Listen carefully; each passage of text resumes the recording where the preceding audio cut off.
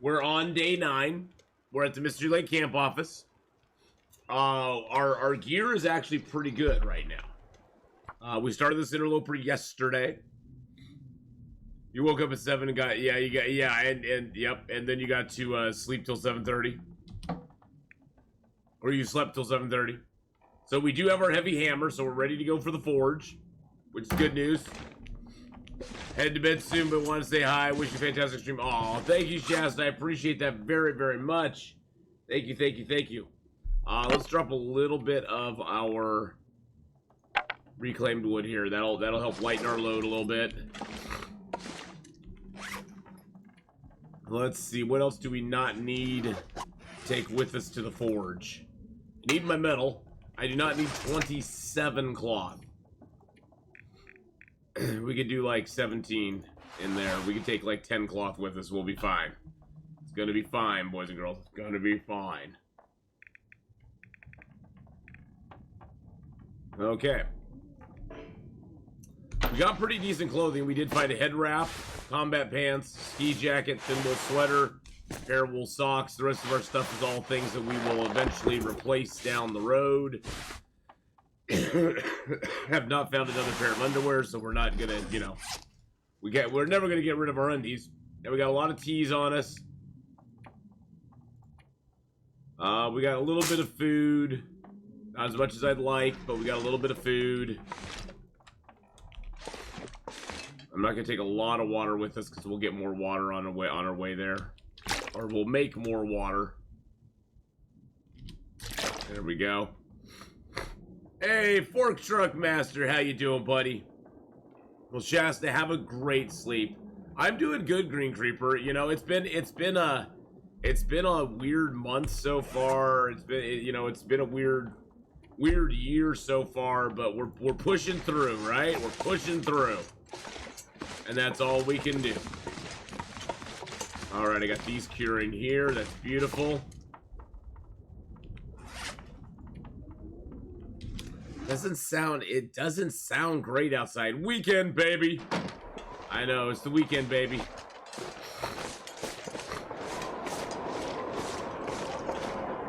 I'm gonna go grab a few cattails here just to get us by. We got birch and maple and hides curing back at the Carter Hydro Dam as well. So we got lots of hides. We got birch, we got maple, all curing for us at this moment.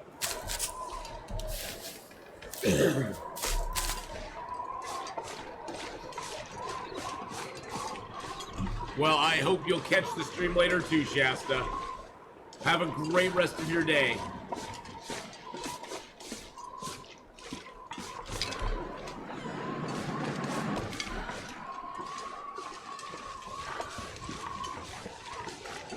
Alright, let's just go here. Pick up these sticks. Good night. Dallin Turner, hello, hello.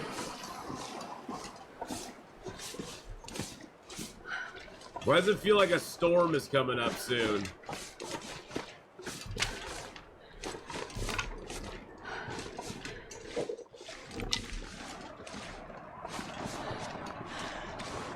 Or is that just me freaking out? Yeah, there's a storm a-coming.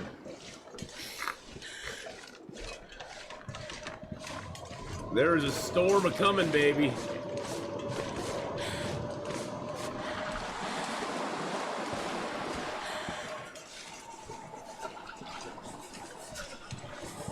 Hey, Sly Fearless, how you doing? Hello, hello. Which actually, the storm's not a bad thing for us. Other than just making it really cold.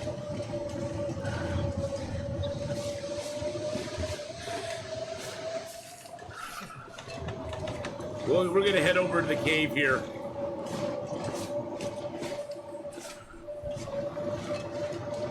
Did I come down too far? Oh no, I didn't. Okay.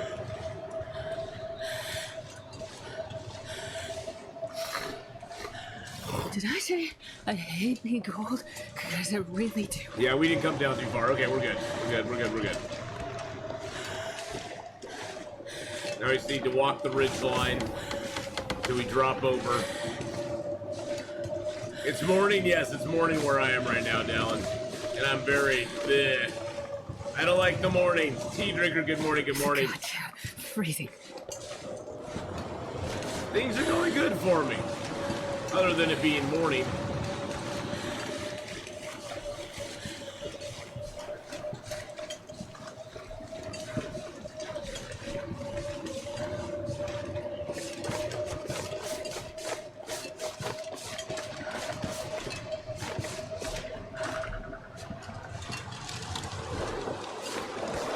Did I go too far? I may have gone too far.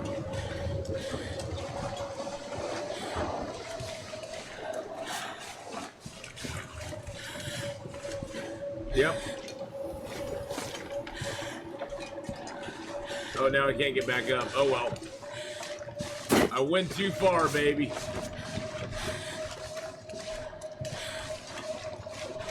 I think I went in a big circle.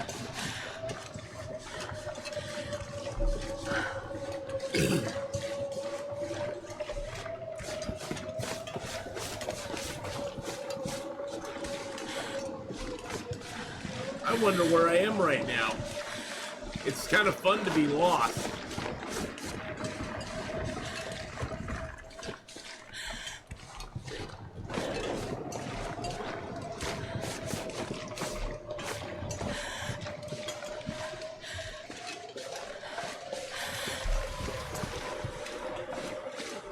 We're in Mystery Lake. We're right near the cabin. We're right near the cabin right now. I'm just wondering where exactly we are near the cabin. Well, blizzards are easy to get lost in. I'm pretty sure I'm on the path back to the cabin right now. Yeah, I am. I was trying to be fancy and go to the little cave over there, but looks like it's just gonna let us. Looks like it's gonna stick us in the cabin for the night. And it is what it is. But yes, I can get lost. Especially in blizzard and fog conditions, because they're just it's so hard to get your bearings. And if you turn one way, you start like getting off direction. And all it takes is to get off course just a little tiny bit, and then you're going the wholly wrong way.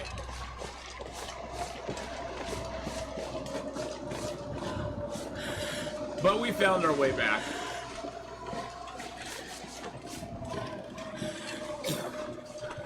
To the camp office.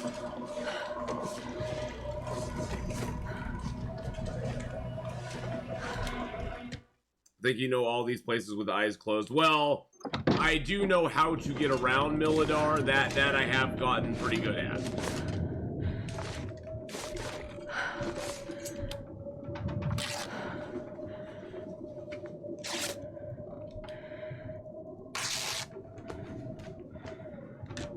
All right. Hey, Alice, how you doing? Been a hot minute since you caught the stream. Well, hey, that's all right. Good to have you. Good to have you stop by and hang out with us for a little bit. It's good to see you again this morning, Alice. I hope you're having a grand day. It's going well in Germany. Nice, nice. Well, you know, Alice. The weekends when I stream early. The rest of the week, you know, I'm streaming at such a time that it would probably not be very conducive to you watching a lot of times. Hey, Hannah's Mouse, what's the plan today? So the plan today is we're gonna play Long Dark for the next 4 hours. We're gonna get our forging done. We're hoping to get a bow and arrow made. I got guts and stuff back at the Carter Hydro Dam, ready to go for that.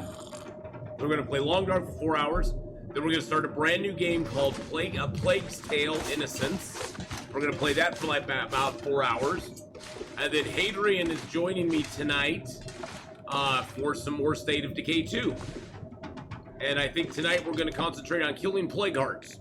Because we got a lot of Plague Hearts to kill in the game. I think we're going to be concentrating on Plague Heart death tonight. That's going to be our main focus and goal. So that's what we're doing for the next 12 hours.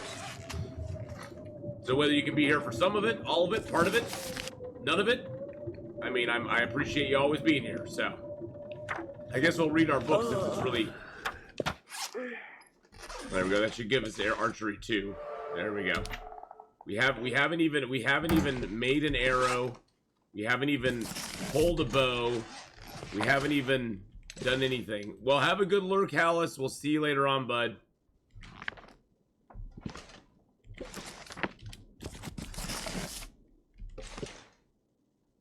But we read 2 books, so there we go.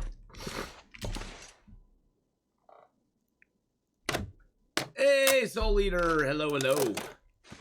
But yep, that is the plan. We got Long Dark, followed by Plague's Tale Innocence, followed by State of Decay 2 with Adrian.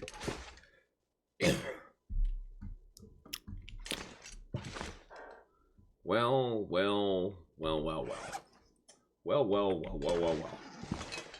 I'm sort of at a loss. I guess I could break this down, but I don't know if I have enough time. I don't think I have enough time. I could probably break that down. Just trying to get myself a little more tired. There we go. Drink down a couple of teas. There we go.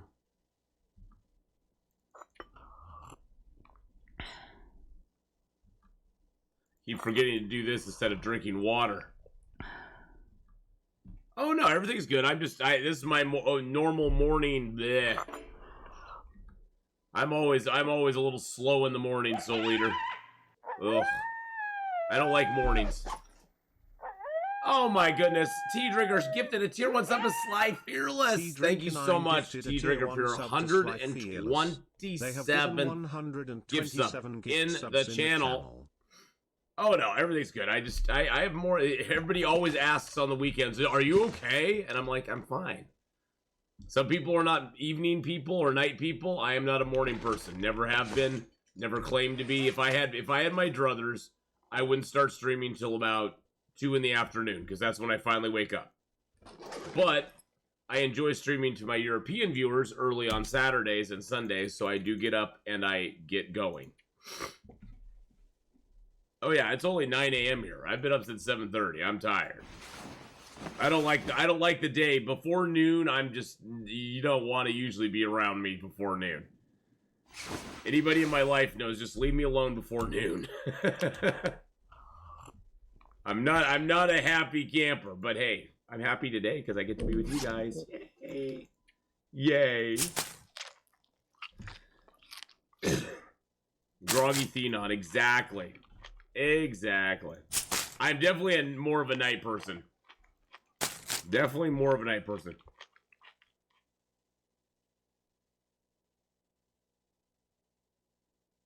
Oh, man. And then my allergies have just been killing me, too. The pollen is in the air like crazy. I can feel it really a lot today. The other day it wasn't too bad.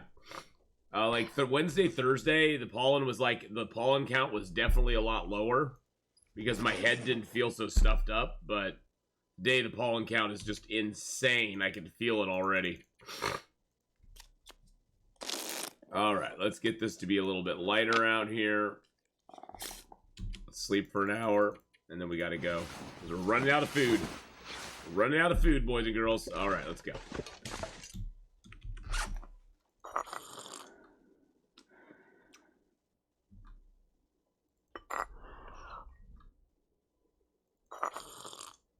There we go. I become a night owl recently, getting up at 9 to 10 p.m. and staying up through the night. Not such a good idea. Don't make me laugh. Don't make me laugh. It's dangerous for my allergies and my cough.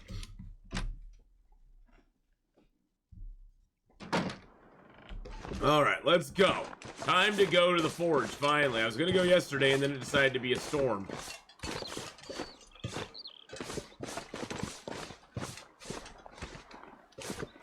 We just got to be careful. There's wolves out on this track. So I kind of try to hug the wall here.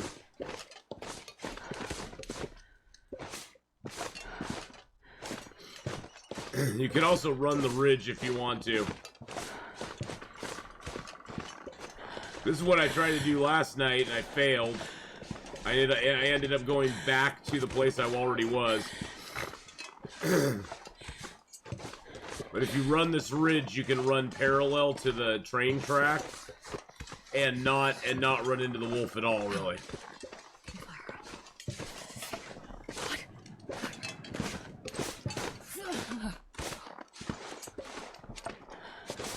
Oh, I think I took a left here last night instead of just heading straight.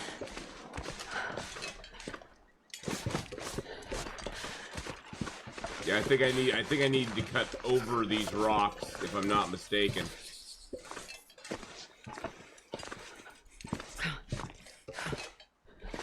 Although I don't know if you can. Can you cut over these rocks? You used to be able to. Yeah, this would have been a hard maneuver at night.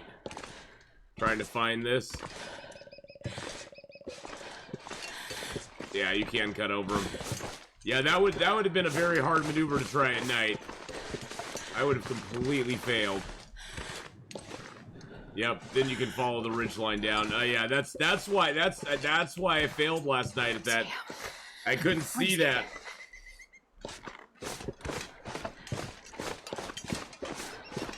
There we go. Now we're on the right track. Hey-oh! There's the track right down there. Now to the left side of this, or actually I think it's coming up on us, there's a cave and stuff over here that's really nice. It's actually really nice. There's like a little rabbit area over here. There's sometimes a birch or maple in this area. The entrance to Forlorn Muskeg is right down there. But over here, there's this little cave. I think I might actually go in and see if I can warm up real quick. Sometimes there'll be a birch up here, too, that you can cut. But I don't see one right now. My birthday was really good, and I'm actually going out to my mom's for a birthday thing tomorrow as well. I get a whole birthday week now, Soul Eater. A whole birthday week. Yeah, this is a great cave. It's right up from the Mystery Lake camp office, so if you get in a pinch with cabin fever, and you don't have the fuel to last out in the... Oh, it's -6 in here. Wow. Okay, well, let's build a little fire in here. If you don't have enough wood to last out in the rest of the world, you can come here and make a little fire like this and get warmed up. And then hopefully the back of the cave will be warm enough for you for the rest of the time. Unfortunately, our clothes are really, really bad right now, so we need a fire either way. But this gives you a good jump-off point to Forlorn Muskeg as well. Tyrone, how you doing? Hello, hello. Good morning. I'm gonna throw that fur on there and a few sticks. We'll pick up more sticks as we go. There we go. Now they did change the way that teas work. Well, we found a way around it because they broke teas. See how these are heating up? And now it says they'll burn in 30 minutes. If you pick them up and move it, pick it up and move it, now they just say hot, so now they're good. If they say they're gonna burn in some amount of time, they will actually burn in a certain amount of time. Can stop me. So just look at them and they'll tell you if it's gonna burn or not. Hook Satan, how you doing? Or Stain? Hook Stain? I thought it was Satan. Hook Satan. I thought it was Hook Satan. You gotta change your name to that. That sounds awesome. Hook Stain. Welcome to the stream. We're only on day 12. we started in Pleasant Valley. God, now my can stop me. Sorrow Schism, how you doing? We started in Pleasant Valley. We looted up all Pleasant Valley in the first 5 days, and then on day 6 we headed over to the Carter Hydro Dam. We ran it through that up through Mystery Lake. We found our heavy hammer at the Forestry Lookout Tower, and then we went to the camp office, and now we are waiting to warm up and then move on to the next location, which is Forlorn Muskeg. All right. Let's sleep for an hour, just get warmed up. But yeah, we're heading to do a forge run. One of my daughter's birthdays coming in a few days on the 5th. She'll be a whole 19 years old. Wow. Isn't that crazy when they get old like that? I know, when they get old like that, like that's old. Like that's old. That's not even old. That's like young. I'm just gonna grab some torches out of this fire, because why not? Drink one of our hot teas, because why not? Pick up the other one just to take along with us. Grab one more torch, and off we go. Now, sometimes there's a deer down here too, but I don't see him today. Oh, I'm old. Hey, Lucas, how you doing? But for those of you just joining, we're going to be playing Long Dark for the next about 3 hours and 40 minutes now. We usually start every Saturday with 4 hours of Long Dark, and we do 4 hours of a different game. This week it's going to be A Plague's Tale: Innocence. And we'll probably continue. Whoa! We'll probably continue that on. I almost fell there. That was bad. I almost fell there. That made my blood rush. Then we're going to be playing Plague's Tale: Innocence today, and then we are going to be playing some State of Decay 2 with Adrian today as well. Wow, we almost died right there. That would have been bad. I was about to do some parkour right off the cliff. Okay, that's weird. Oh, I have to go through here.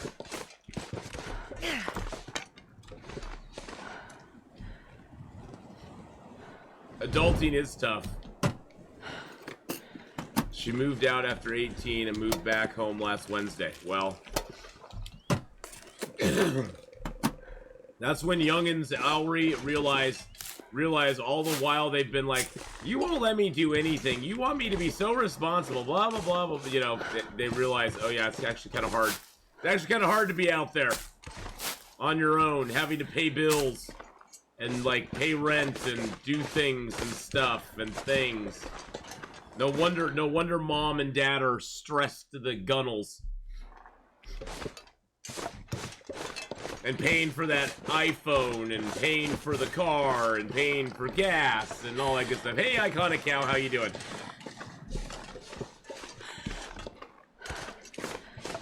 Yep, it takes a lot. It takes a bunch. It is expensive. That's when you look at the Mallory and go, just think, you were just trying to take care of yourself. I'm taking care of you. You, me, the others here.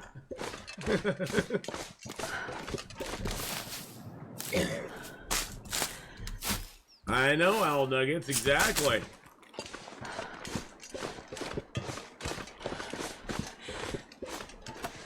I believe a lot more in the fridge. We got food at home. Hey, I got Freshly at my house. That's good enough for me. Freshly, I had this delicious, creamy pasta. It was a creamy pasta, chicken thing last night. It was so good. Oh my goodness. It was so good. I love Freshly. I just let it thaw out during the day. And then I pop it in and heat it up, and boom, I got my meal, baby. And it's delicious. What's our temp warm up? Okay, we need to drink our other tea if it's still hot. Oh, it's still hot. Look at that. Look at that. There we go. That should refresh our warm-up. Yep, for 54 minutes. If you heat up 2 teas, drink one before you leave. You get the hour. You get the 1 hour warm-up bonus, and the other tea will stay warm in your inventory for about 45 to 50 minutes. So if you wait till the first warm-up tea has started to go, like, get low, and then you drink the second one, it will refresh your warm-up bonus, which is this thing here. It protects against the cold. It basically makes it so you get cold less quickly, which is very nice.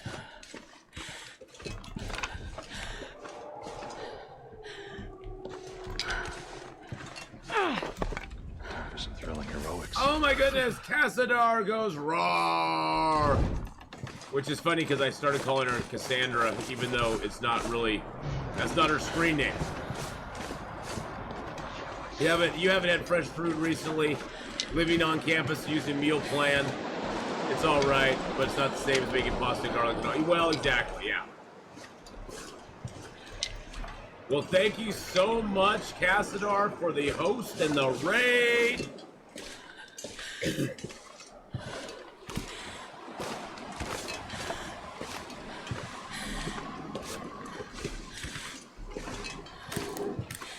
Yes, you can get it from that. I'm doing good, other than it being the morning, and mornings just suck. And mornings suck, but other than that, I'm doing good.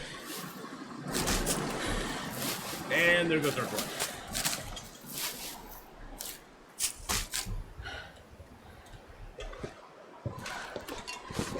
But other than that, I'm doing good. If somebody could give Cassadar a shout out, that would be awesome and amazing. If not, I will do it in a second. When we are in a more secure location.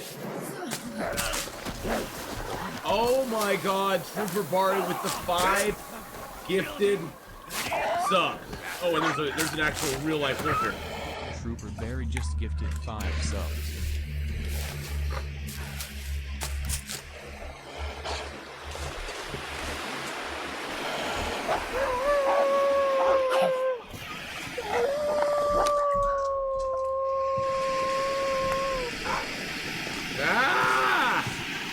There's wolves everywhere.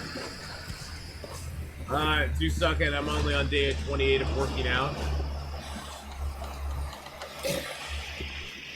There's something you can't do, Mr. Wolf.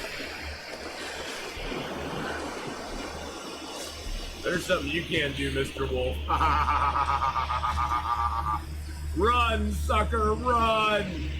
Run! Run!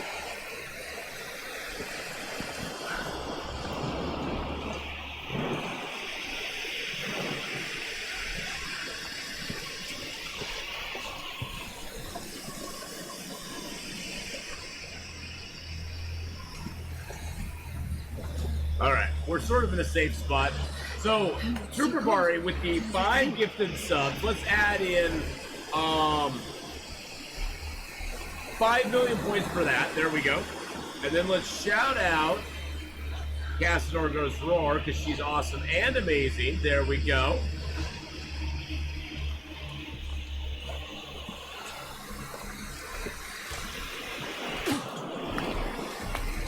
Dropping the disappear.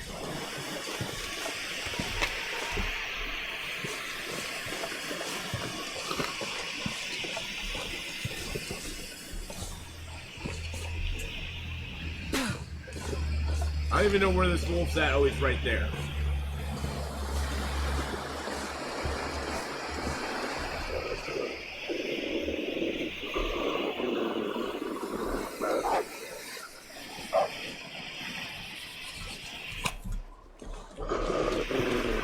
Really? Seriously, dude?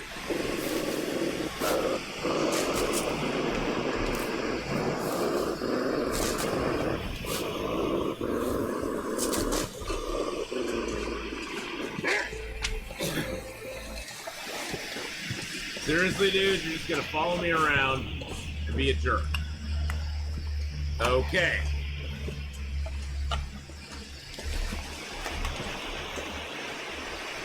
Yeah, he is being a royal pain in the butt right now, isn't he?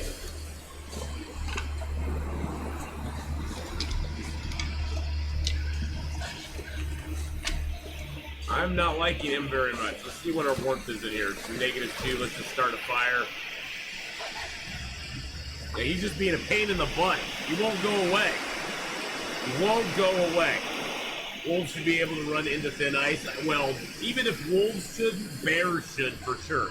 Come on, little bear. I've had bears go out and die on thin ice and just lay there. The big lump of bear just laying there. And that's just wrong.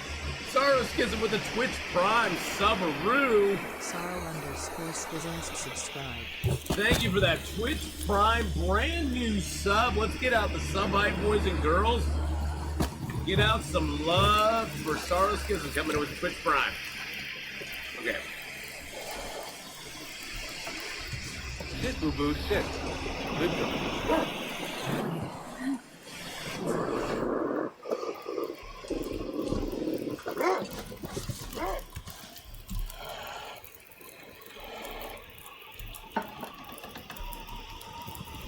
want to cook anything.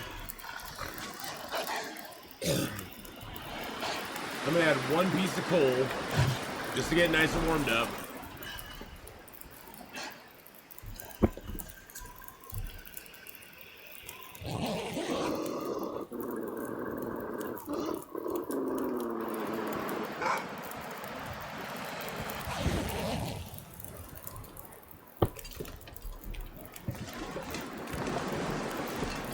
Stupid wolf. Alright, let's drop a tea. Drop another tea. Now you gotta be careful with these teas. A tale of 2 teas.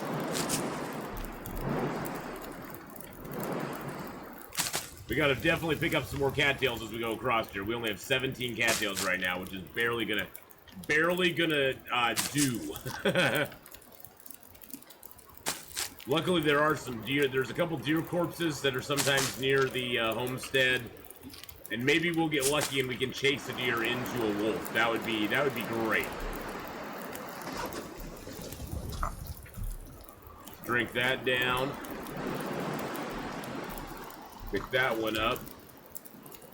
I don't know if it's going to be good enough weather for torches out there, but we're going to grab a couple.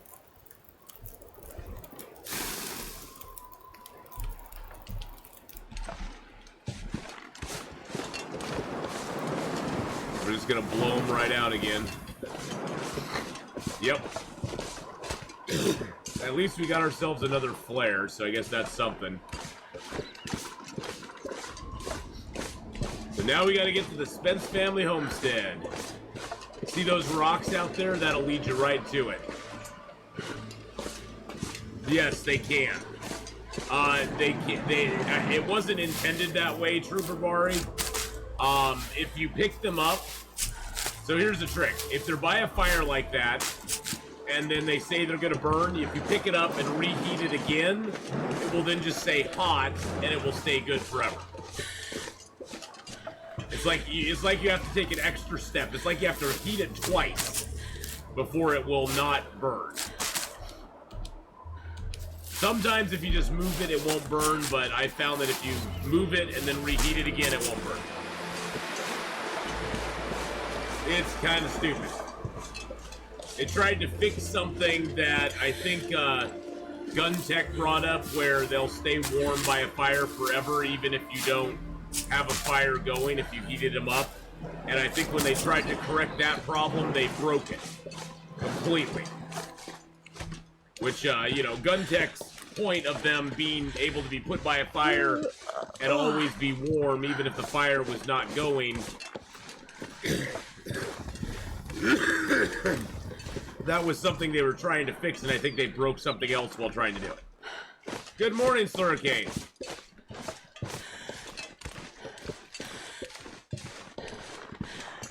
Oh, and now of course the wind dies down. Oh, and then it picks right... Seriously? The moment I light the freaking torch. The second I light the freaking torch.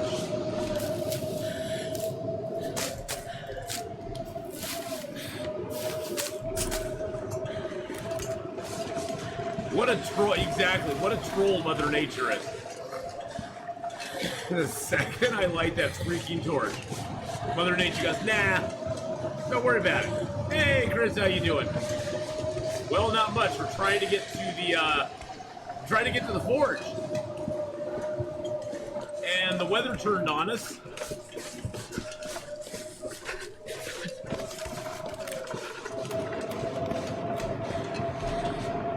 Which is fabulous.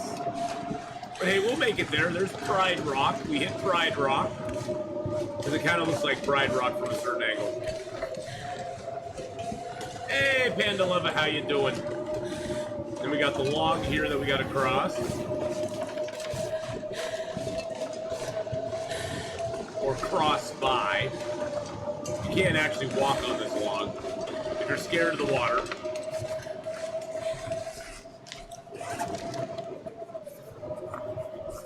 We'll drink that tea down and get our warmth bonus again.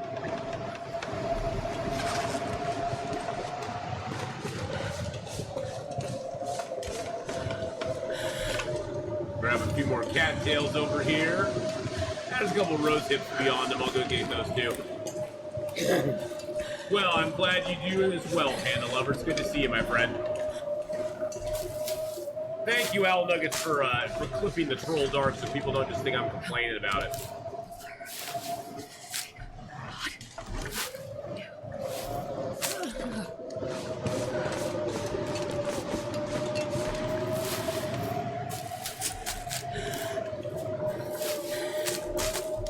It's good to have you all here today.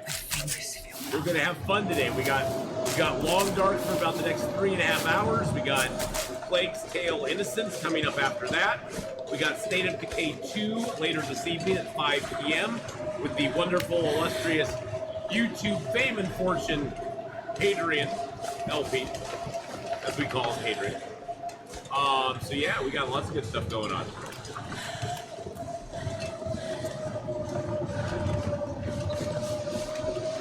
There's the kissing rocks. I know there's cattails over here, so I'm gonna grab those first. Yeah, that's just the way it goes, my lady. But yeah, we got lots of stuff planned for today. We got 12 hours of streaming today, possibly more, depending on how much we do in State of Decay 2 tonight. I think tonight in State of Decay 2, we are definitely going to concentrate on taking some plague hearts down. Because we've now got the best base in the game. We've got 10 members of our community. Hey, we got some free matches. So I'm definitely looking forward to doing that tonight. Taking a few plague hearts down, and then Hadrian and I will be talking a little bit about the beta test server they have for State of Decay 2 now. You may be actually taking a journey into that server at some point. We'll see. We're going to discuss the pros and cons of it and see what we do. All right.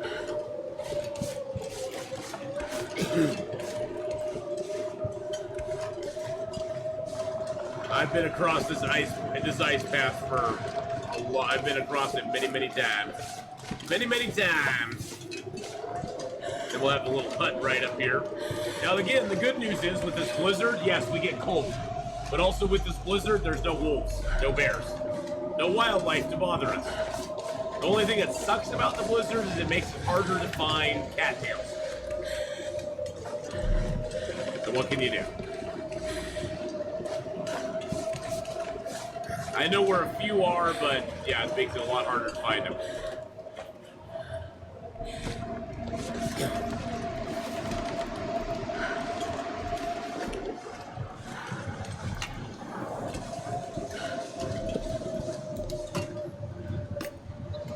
Now, if you're desperate, you can build a fire there, but we're just going to keep going.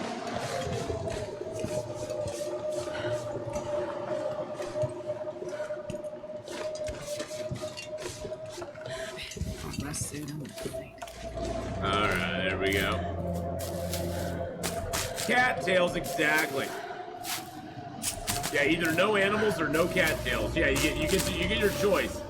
Personally, I'd rather no animals. Because wolfies bite really hard.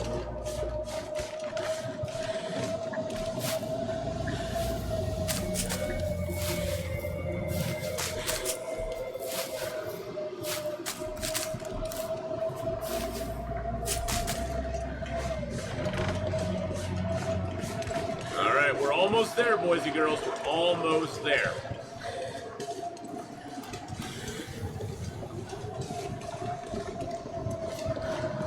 At least we have the wind behind us. We aren't walking into the wind right now. So you gotta take the positives of the blizzard. You know, sometimes there's something in this boat, but not today. See, there's a deer corpse there, but I can't do anything with it right now.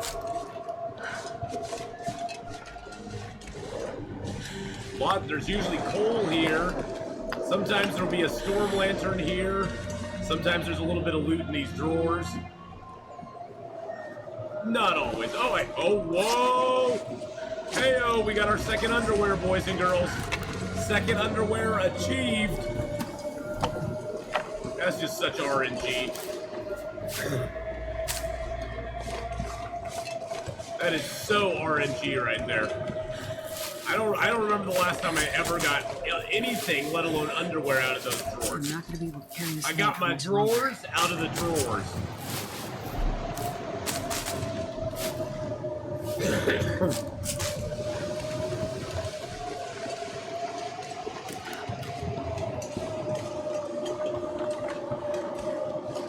We do love our undies. Now the Spence family homestead's like right up here. We just gotta head up here and get to it. And then we can get warmed up, we can get everything. Our hypothermia risk is not that bad. Our clothing's really wet though. It's actually hitting our underlayers now.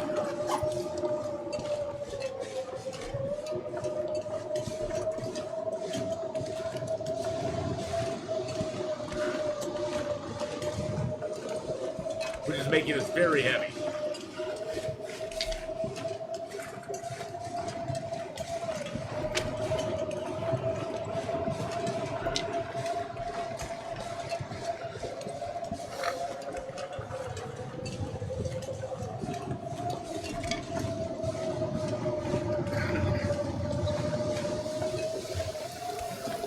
Sorry, I'll try to save you from all the coughs that I can. And no, I'm not sick. My allergies just drain everything into my throat, and then I just cough for like crazy for a week. It's a royal pain in the butt. But hey, that's life.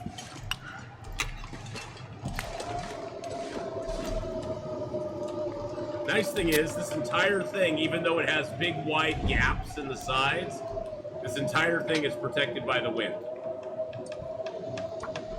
You, in theory, can build a fire in the middle of this hut, in the middle of this structure, and it won't get blown out.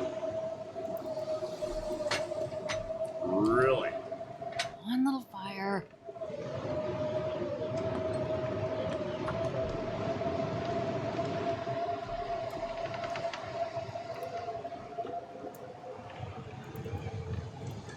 Come on, little fire. God, she sucks at starting fires. You know what I'm saying? She sucks at starting fires. Astrid, get it together. Get it together, Astrid. Start that fire. One little fire. It's early for chat as well. Do I even have Tinder left now? I do have. Oh, okay, I have 3 Tinder plugs. That's our third fail. Third fail. Yes, RNG's a fickle mistress today, Trooper Bari. For sure. For One sure. little fire. Oh, wow. Welcome to May, everybody. I forgot. Today's the first day of May. Wow, where'd April go? Perfect. What the heck is going on? Where did April go to?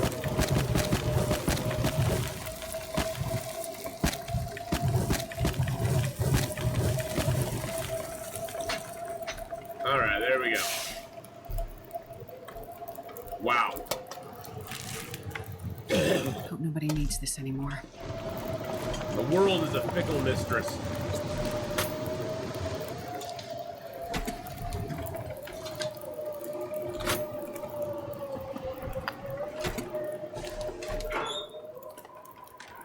So this is where the guaranteed matches are here. Those are the guaranteed matches. Oh, of course the storm clears up now that we're here. I've never felt so cold in my life. Just make a circuit, because sometimes there's metal. Yep. There's metal and coal that lays around the outside of this place sometimes.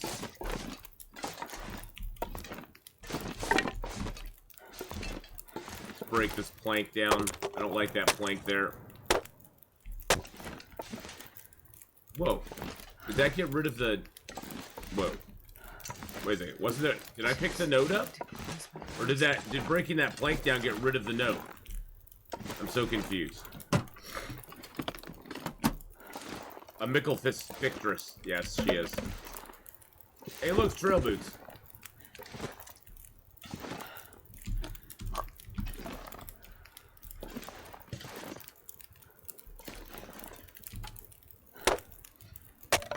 I know I can get the safe from the outside. I choose not to.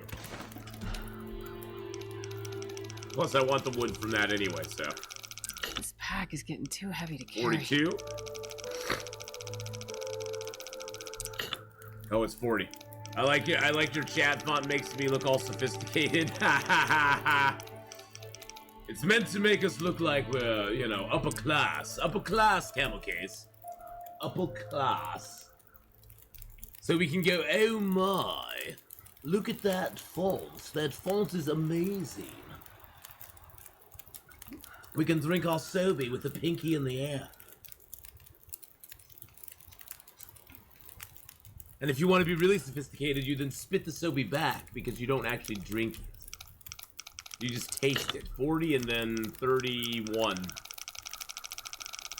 Go back around this way.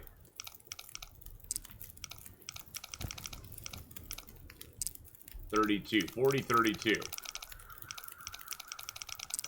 And then 52. 40, 32, 52. All right.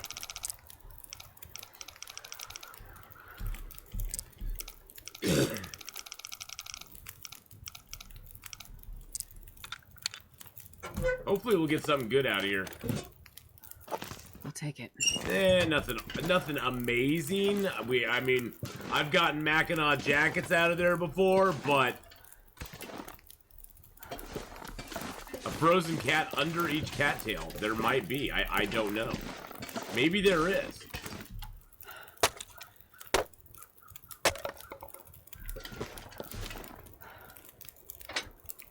What's our temp at? 75? Beautiful. When we wake up, we'll be able to put 4 pieces of coal on that and get it heated up where we want. Okay, all my clothing's getting dried out. That's good. We got the trail boots now, which even at 70% are better than that. We got a crappy vest and a good vest. I'm just going to harvest that vest real quick. Food. Yeah, we need to eat as well. We need to eat and sleep. All right, let's eat some food. Let's eat the dog foods because I don't really need the dog food. We got 44 cattails, but the dog food is just heavy. I'd rather not have it on me if I don't have to.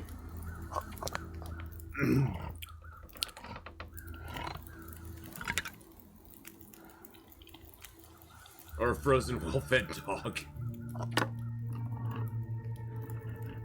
So we're gonna eat this most of the way down.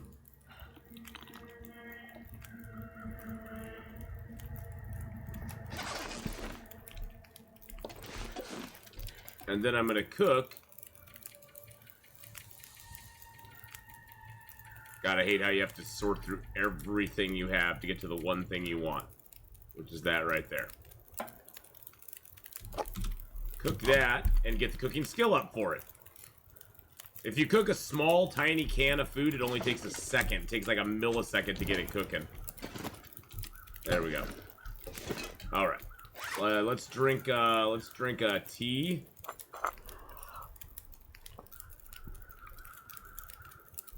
Let's drink the rest of our water. We'll get some good sleep, and then we're crafting, baby. Oh, I probably should. Yeah, that's fine. We'll be okay. All right. Woo! We're at the forge. We're getting our air. We're gonna make arrowheads. We're gonna make. Our knife and our hatchet. And then all we have to do is we have to head back to Mystery Lake, where we have not only hides, but guts, birch, and maple all curing in Mystery Lake already.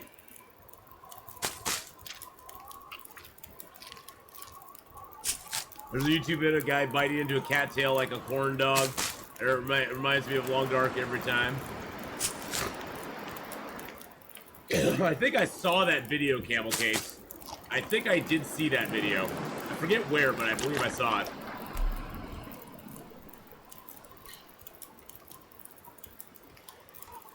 Me want bite, me want plant, corn dog delight. What? All right, let's get this warmed up. 1, 2, 3, 4. There we go.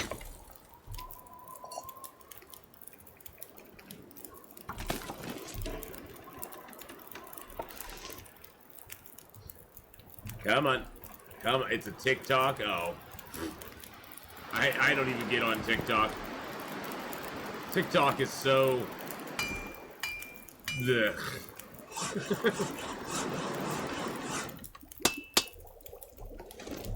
TikTok is very interesting. Let's just put it that way. TikTok is very interesting. TikTok is the ultimate platform for people who think their opinions are the most important thing in the world. And if you don't believe them, let me tell you, they'll tell you on TikTok how important they are. They will tell you how important they are. Looks like a new day. Because is by dawning. goodness, you need to know that they are important.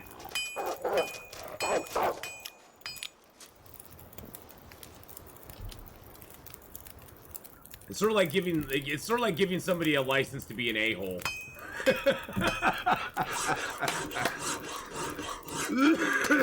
Twitter is sort of that, but TikTok takes it to another extreme. From what I've seen, because I don't even have TikTok. I see people post things about it, and every time I see a video from there, I just shake my head and go, oh my god, what is this world coming to? What is this world coming to?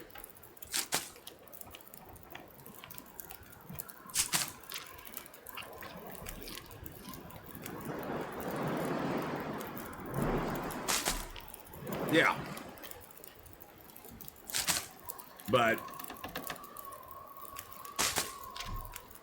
everybody's attention span anymore, Panda Lover's really short. Now, I'm not saying if you enjoy it, don't get on TikTok. I just don't find anything about it appealing for myself. My daughter loves TikTok. And I'm like, so good for you. I mean, you know, hey, if you like TikTok, you like it. But for me, it just seems super toxic. TikTok's a great example of 15 minutes of fame being diluted to 30 seconds amongst morons. In some ways. It does, I mean, it does give people a platform to get out whatever word they're trying to get out, I guess. So, I mean, in that sense, I guess it's a good thing. It's always, you know, it's always good to have some different voices out there, although sometimes I think certain voices don't really need to be heard. I know that sounds horrible. But sometimes certain voices, it'd be better off if they just kept quiet. Then we wouldn't make, but then again, if they did, we wouldn't make as much fun. We wouldn't make as much fun of them as we can. Since they are, see, that's the thing too, that's the other side to that coin, is that if people weren't on that, we couldn't make as much fun of how idiotic they look. So,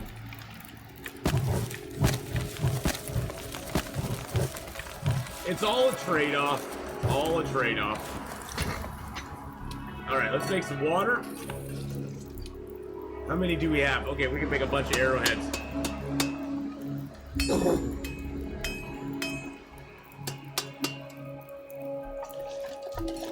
Well, and by doing that, by doing that, owl nuggets, they just made it more popular. When you tell people they can't have something, all you're doing is encouraging them to go get it. We saw that with Prohibition in the 20s. People were told, no, you cannot drink alcohol. It is illegal. And so what happened? Bootlegging, underground bars, gangsters like got enormously rich. It was crazy. I mean, but you tell people they can't do something and it drives them to do it. Can you make or craft arrow like indefinitely? You have to have you have to have scrap metal to make arrowheads. You have to have scrap metal. I have 4 more scrap metal, so I can make 4 more I got 4 more scrap metal. You get 2 arrowheads for every piece of scrap metal that you use. And the nice thing is you can make water while doing it. So far we've made 16 arrowheads with what we got. Bootlegging, which brought about NASCAR. There you go. There is so much scrap metal in the world. So much scrap metal in the world that you'll never run out. You can never truly run out of scrap metal. You'll probably run out of You'll probably run out of harvestable birch and maple before you run out of scrap metal. Because you gotta remember, every metal shelf you can break down into 4. That's 2, 4, 6, 8 more arrowheads right there if I broke that down. So everything like that you can break down into metal.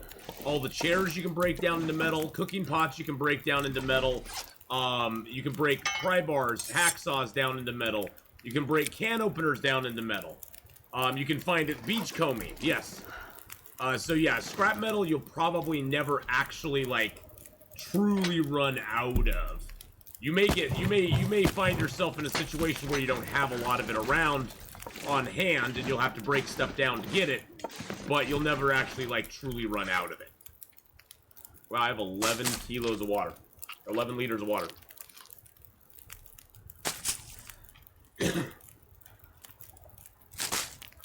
Early in the game, you have a hard time getting, and you can also break down chairs, those little table lamps. You can break those down for scrap metal. You can break pails, metal pails down for scrap metal. There's a whole bunch of stuff you can break down for scrap metal in the game. So scrap metal is probably never ever going to be a concern.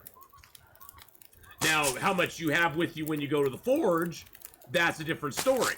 Like this forge here only has 4 scrap metal at it, and so we had to bring metal with us.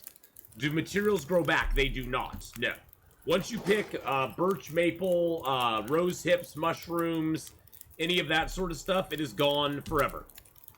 There are some instances where they've done an update and it has respawned those, but that's a glitch, not an intended thing. And you get arrowheads back from arrows anyway, so yeah. If you recover your arrow, broken or not, you get the arrowhead back. So it's not like you ever really truly lose an arrowhead. Unlike ammunition, that's what makes bows. Kill me. That's what makes bows so amazing, is that you get your arrowhead back, and really all you have to do is get an arrow shaft, because you get 2 feathers and an arrowhead back for every arrow that you harvest. So all you really need to do is get your arrow back, and you pretty much have all that you need to make another arrow. All right, let's drop the heavy hammer here. Yes, and they're so much lighter than guns. So much lighter than guns.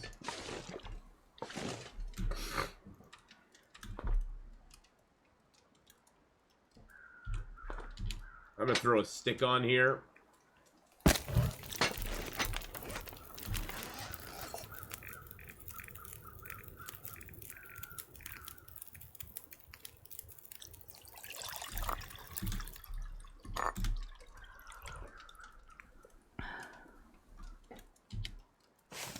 Oh, I was leaving that pot. I was leaving one of my pots here. There we go. That way I'm all set up for when I come back. We're also going to leave a couple of coal here. Leave 4 coal here, because that's what you need to light our torch. There we go. Alright, we're a good weight. We got good matches. We got a little bit of fuel on us. We got our teas and stuff and things. We got our boots. I got stuff to rip apart, but we'll do that when we get back. We got a little bit of food. We'll pick up more food as we go. Lots of torches. I can put the cans inside of here because I don't need the cans. It's not a lot of weight, but we'll do it anyway.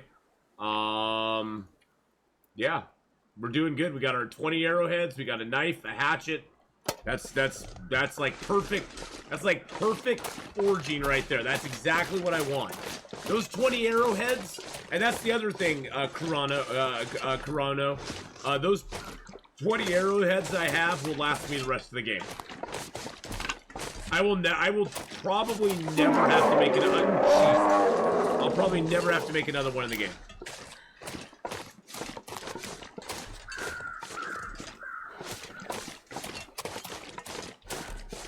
Oh no, I don't expect them to either. They got bigger fish to fry than mess with small time potatoes like me. I'm happy to be a promoter and encourager of people to play their game as much as I can. Oh my god, that purple check mark next to that sexy Lefty Raffle. You know, Lefty, I had some people in channel the other day who were talking about how they enjoyed playing GeoGuessr. And so I'm going to give you a shout out right now, of course, because you were last playing Microsoft Flight Simulator, but your channel really exploded because of GeoGuessr. So if you guys do like GeoGuessr, go to Lefty's channel, give him a follow. He plays that on a pretty regular basis, and you can catch some of his stream, and he's a really good guy. He's an awesome dude. So go check him out, give him some love, give him a little beard scritch, just for me. When you get in channel, go, hey, beard scritch from Atheenon. He'll know exactly what you're talking about. And, you know, lots of love, man. I honestly, Lefty, I'm so proud. I am so proud of you and how your channel has grown. It makes me so happy for you, because I know that, you know, you've been looking for your break for a while, and it's great. It's great.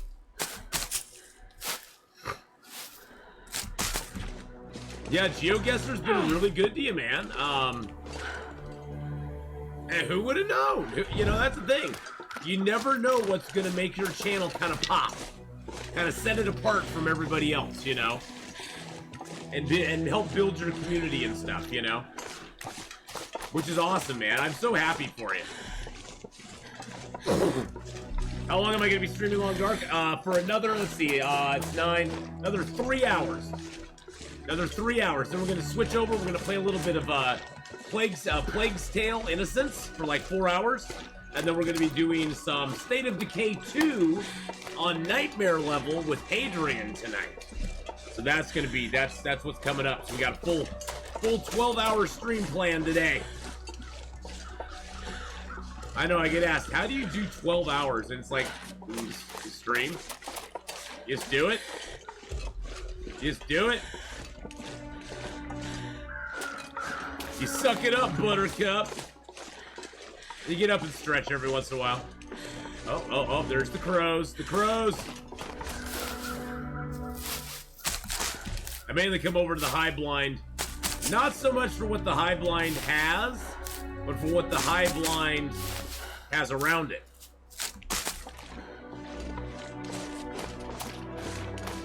Well, that's the thing too, Panda Lover. It never feels like a job to me, so.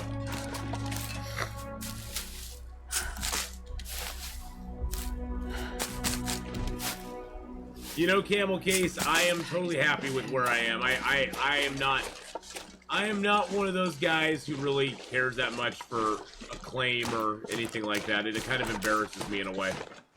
So I'm totally happy, Camel Case, where I am at with them. They have been super kind to me. They've featured me on the Steam. I mean, I've been featured streaming on the Steam page for Long Dark before. They have offered me early access to things like the Darkwalker event and the Winter's Embrace event, and so Hinterland has been wonderfully kind to me and my stream, and they've even sent me things, and so I am very, very happy with my relationship with them. So.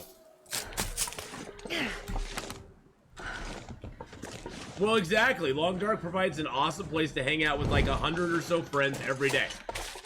Every day.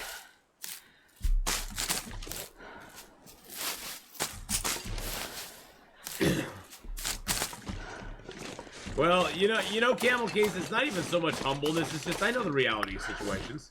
I'm old enough to know the reality of things, and to me, the reality of things is I'm a guy on the internet streaming a game that's made by a company that I don't have any stake in, other than I bought their game, you know, 4 years ago, 5 years ago now, 4 years ago, 2017, 4 years ago now, and I really enjoy playing it on stream, and you know, whatever they, you know, I know they know who I am, and what else can I ask about that, you know?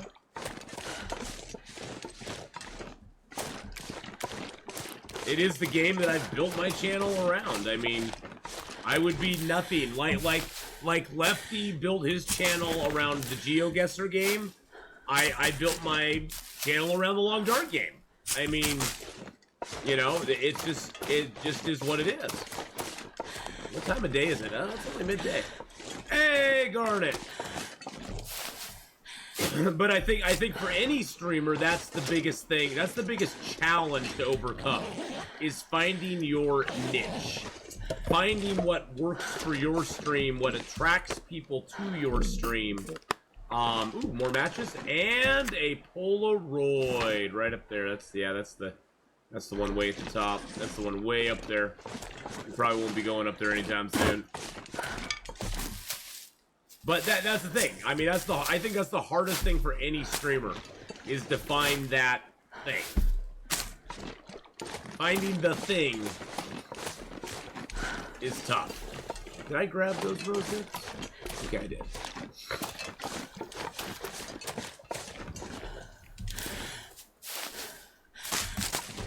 But, you know, it's one of those things too where as a streamer you have to look for a category of games that has a decent number of people who are like interested in the game. If the game only has like 10 followers, it doesn't matter if there's 50 people streaming it. If there's only 10 people following the game, then you're not going to get a lot of views from it, just because there's not a lot of people who are going to be notified when the game goes live or anything. So you got to sort of figure out, you know, what channel you want to get in, and you have to figure out where you want to go with your stream. And a lot of it depends on what your own personal goals for streaming are. You know, I think the hardest part about streaming is dealing with the plateaus. You know, your streaming will tend to like go through stages where something happens and your stream kind of takes off. You get more viewers, your viewer count goes up, and then you kind of hit a plateau for a while, and your viewer count is pretty much the same. You get a few new viewers here and there, you get a few new follows, but nothing like the big bump that you saw caused by whatever event, by X event, and sort of keeping your spirits up during that plateau is probably the toughest thing. And then you get a guy like Mark Wars, and he makes you go, "Hey, Mark Wars, how you doing this morning?" And, you know, everything's better. So, how's it going, Mark? How's the whole Wars family doing today? But I think that's one of the biggest problems. I've seen a lot of streamers who've gone through, like, little bumps in popularity or bumps in their stream, and then their stream kind of plateaus off, and they just kind of give up. They're just like, yeah, it's not working. I'm not getting, you know, because unfortunately in this business, your stream is not going to always be on an upward trajectory. It just is not. It's not always just going to be up, up, up, up, up. There's going to be moments where your stream not backslides, but your stream just kind of is at a certain level, and you got to be okay with that.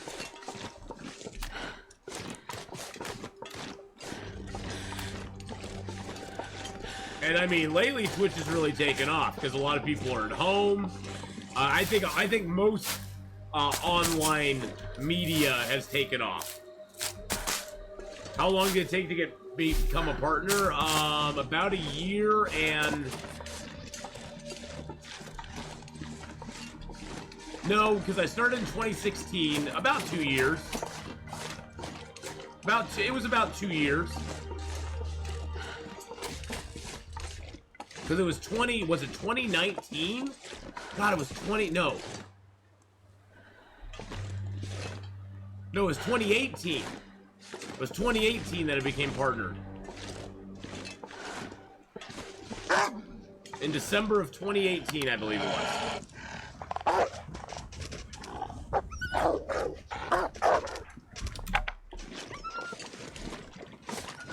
Yeah, I was just trying to think back.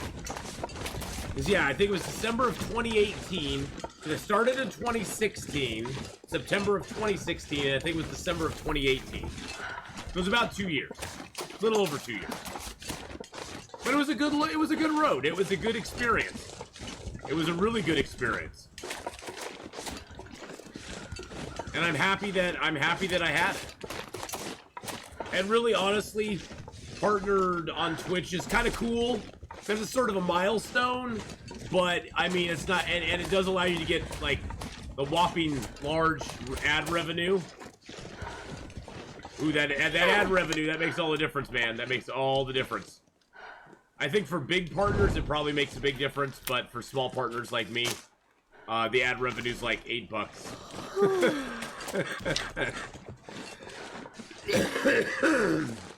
That whole $8, I'm gonna retire next month because of all that ad revenue.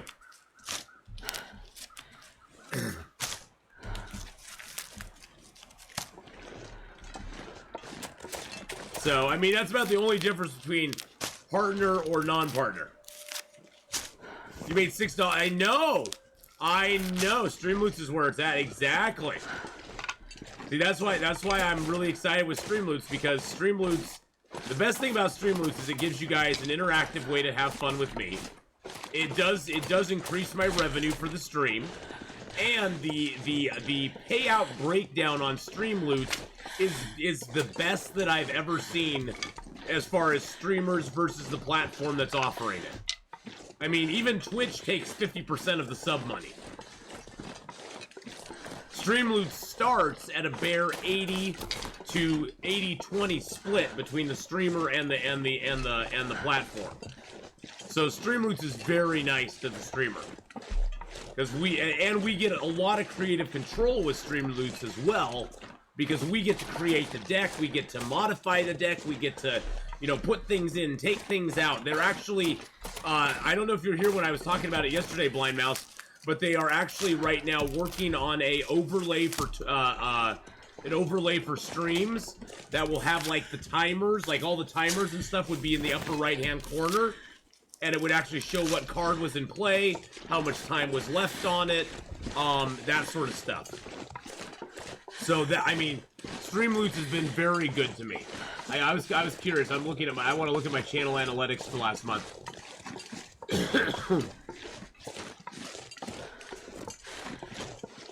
Let's see for April. Oh, well, Lefty, I'm getting rich, man. I made $15 on ads last month. $15. 15. 15, baby. Woo! Let's go. I'm getting ready. I think I'm gonna look at that beach house I was thinking of buying, man. That's more than I thought I had. That's more than I was thinking. I know. I think I'm gonna look into putting the down payment on that beach house. Yeah, big money, big money. Anything to worry about now. Oh, jeez Louise.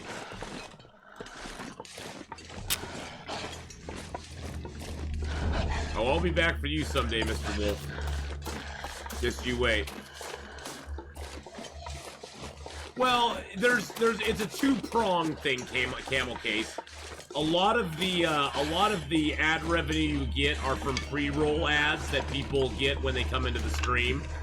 I usually will run an ad when I go on a 2-minute break or whatever. I'll just put an ad up because I'm like, well, what the heck? People don't have to watch if they don't want to. I'm not here anyway.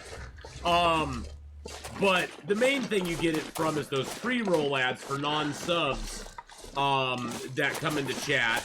And, you know, the big streamers, they don't need to run the ad because they have so many non-subs that just drop by their channels automatically because they're like the #1 in Fortnite or the #1 in Valorant or the #1 in XYZ game, whatever you want to call it.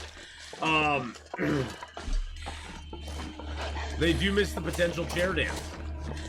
Although they've been working on a beta where they want to put the ad on the main screen and put the streamer up in a smaller screen as well. But yeah, I would never run obnoxious amounts of ads. That's not what my stream's about. I don't want to do that to my viewers. That's just rude. That's just rude. Yeah, kind of like sports commercials in a way, I guess you could say.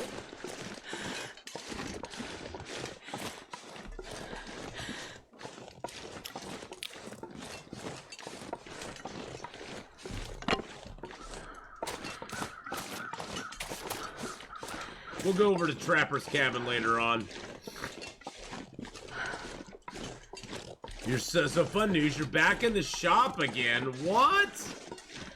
What? Why are you back in the shop again? What is happening, Love Blind Mouse? You just like are in the shop every other week, it seems like. 69 cattails, boys and girls. 69. That's what I was saying. It feels like the 80th time this month. Yeah, it feels like you're always in the shop. Yeah, except for the pre-roll ads, we have no control over. Camel Case. Except for the pre-roll ads, we have no control over those. But other than that, we have complete control over the ads. So any ads that might pop up in my stream are ones that I put up there. Other than the pre-roll ones that you just automatically get when you come into a stream you're not sub to. But I get those all the time, and most of the time I'll just, I'm just like, yeah, whatever. It supports the streamer. It's just like on YouTube. I usually watch everybody's ads on YouTube because I'm like, hey, you know what? It's an ad. I'm going to go up and use the bathroom, or I'm going to go up and get a bite to eat. I'm going to go up and I'm going to go get something to munch on real quick. I'm going to take a 2 and 2 myself. And I'm just going to let their ad run instead of skipping it. Because I usually don't skip the ads on YouTube. Because I know that's the way that most of those creators are getting a source of income. So...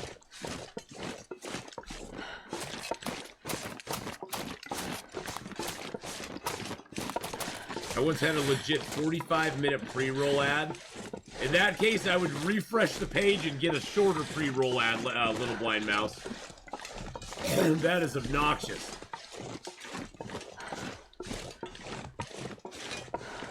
So, Lefty, what you can take from this is you need to run an ad every 15 minutes on your channel. And that way you can start, getting in that ad revenue, baby. I use mouse and keyboard, yes. Do you think you'd be able to play on console or something similar to get... I got rid of Long Dart because my PC is sold, it doesn't work well. You could probably play on console, I would imagine, but, I've never tried. I mean, I know there's people who do play on console.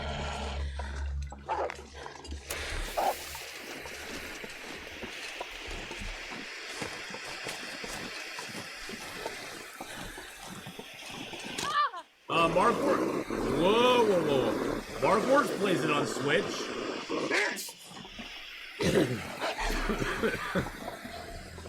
You gotta get that beer money, Lefty, right? Am I right or am I right?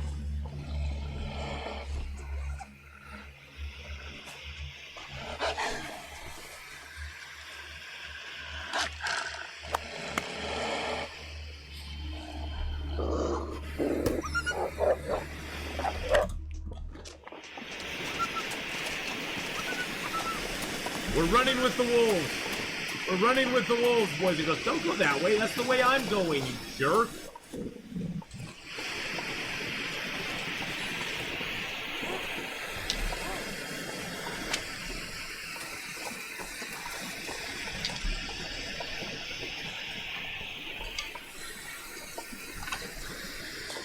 Is that wolf barking at me? You barking at me? Are you barking at me? Was he barking at a wolf? I think he might have been barking at a wolf. Or at a deer or something. Yeah, he went over after a deer. I wonder if he got that deer. We should go see if he got the deer. If he got the deer, I say we take it from him.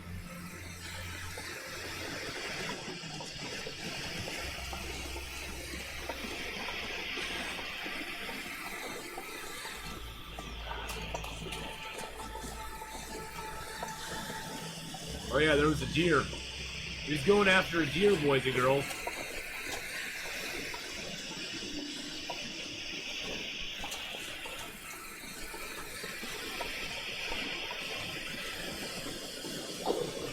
Oh, he did get it.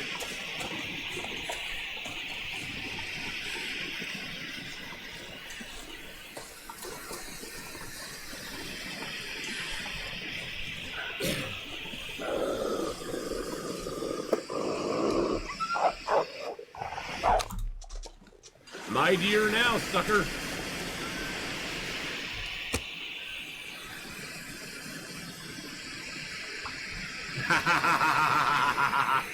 Food thief indeed. I am a food thief. And I'll get the hide and the guts. I play on PS4, it's pretty intuitive, I would say. Only major thing you have to get used to is aiming with joysticks. Yeah, that's what I've heard, Wolf Adams, is the aiming is way more accurate. The aiming is way more accurate with console, or with PC than it is with joysticks. But some people do it very well.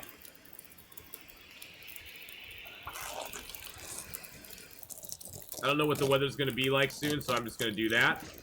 That way we can take that. Get that going on. I'm not going to be able to carry this load for much longer.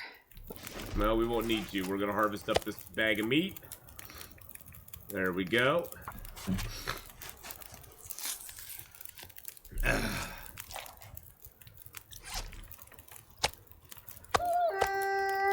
Oh, he's sad. He's like, Atheenon, you stole my food. You big meanie.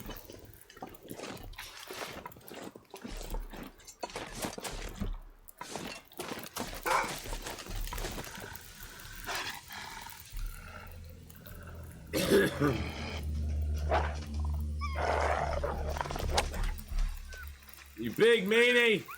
You stole my food, Atheenon. God, I need anything right about now.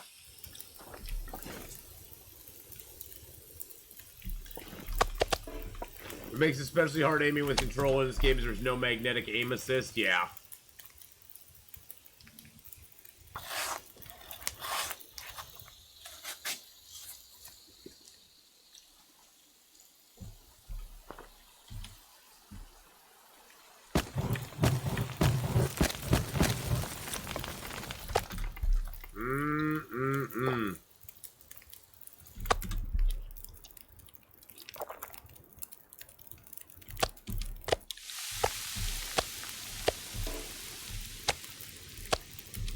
Nice news is we're right near the camp office, so if we need to, we can run.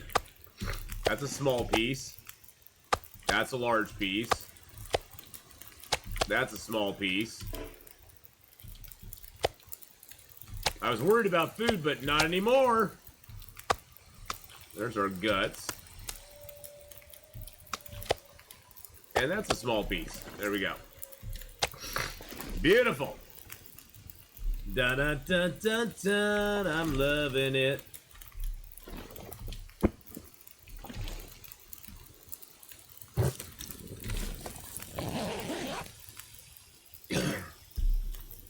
But yeah, the aim assist thing, they're definitely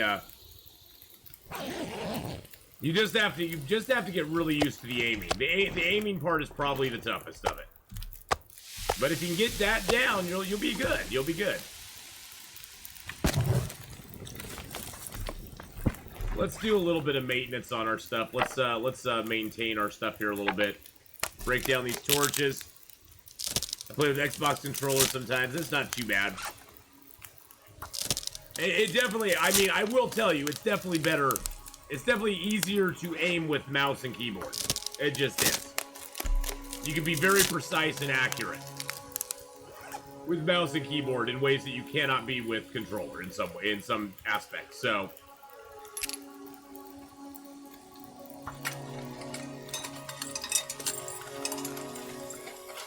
Tear that apart because we don't need it anymore.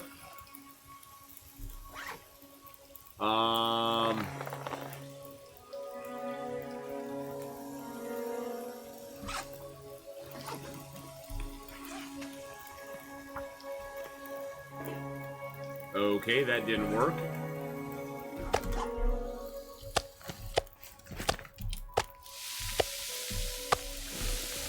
Try that one more time.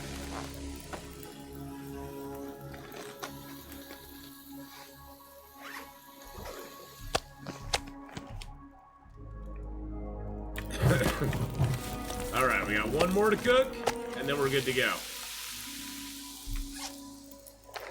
Wow, our stuff is in really bad, our gloves are in really bad shape. I keep thinking I'll find mittens or something. I mean, I'm gonna make eventually the rabbit skin gloves, but I keep thinking I'm gonna find mittens or something, and I keep not finding them. It's so frustrating. It's like, where's my freaking mittens, folks?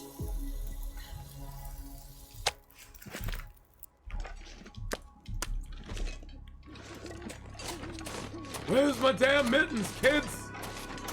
Where's the feathers? I found like no other feathers around this steer, which is so weird. You know what's gonna stop us from making arrows at the beginning of this game? Feathers. I don't have that many feathers in the game. Oh, the second oh, of course. That's why I keep holding off, because I know the second I make anything for my hands, I'll find mittens. I mean, I haven't found work gloves. I haven't found anything.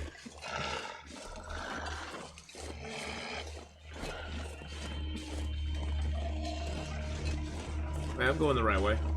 Like, am I going the right direction?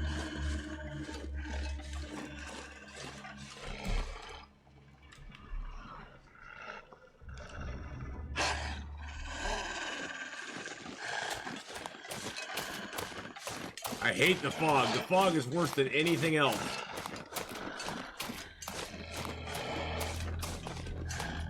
I think I'm going the right way. I mean, there's the telephone line. This doesn't feel right. Am I going the wrong way?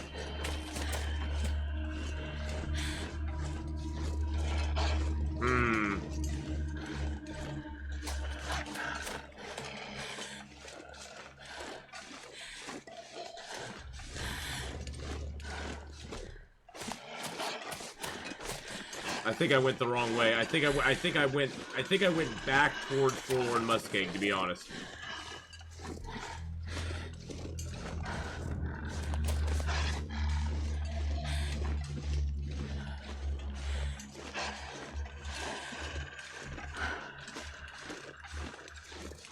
So here's the railroad tracks. Yeah, I went back towards Forlorn. Because there's the yep, I went back towards Forlorn. Good God. Oh my God, just leave me alone.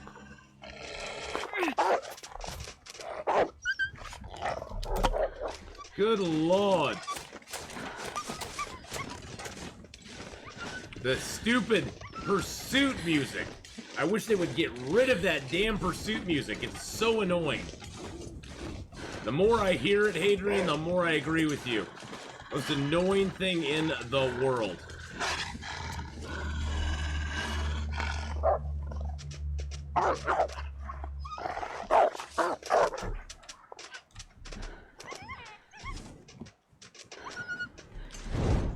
I'm lost and I'm angry, Mr. Wolf. Leave me alone. I'm lost in the wilderness, Mr. Wolf, and I don't know where I am.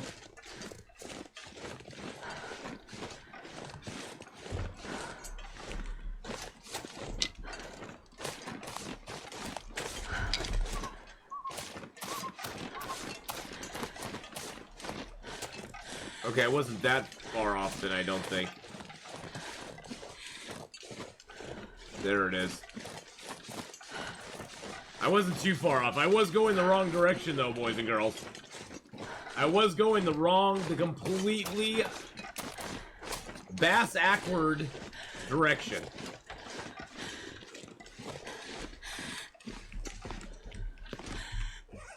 Alright, let's drop,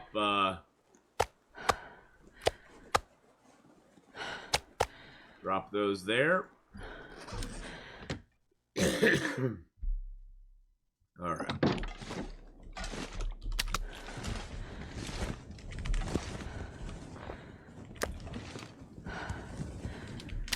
Yeah, those are almost cured. I'm not sure I can carry much more.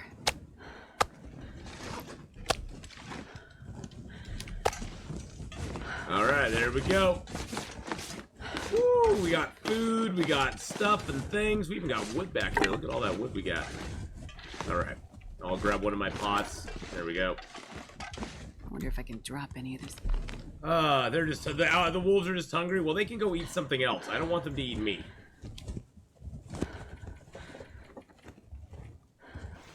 I don't want them eating me. Giraffes are aliens. How are you? Oh my goodness, I didn't even see you sneak in there. How are you, giraffes are aliens? Oh my goodness, it's been a dog's age. Hello, hello. Hello, hello. Welcome to the stream. Welcome to the show. Welcome to the things that make you so say ho. How you doing tonight?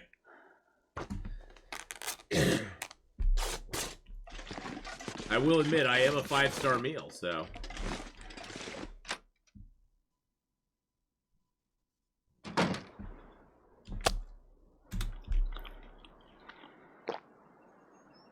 All right. So let's think about this. Oh man, what do I want to do?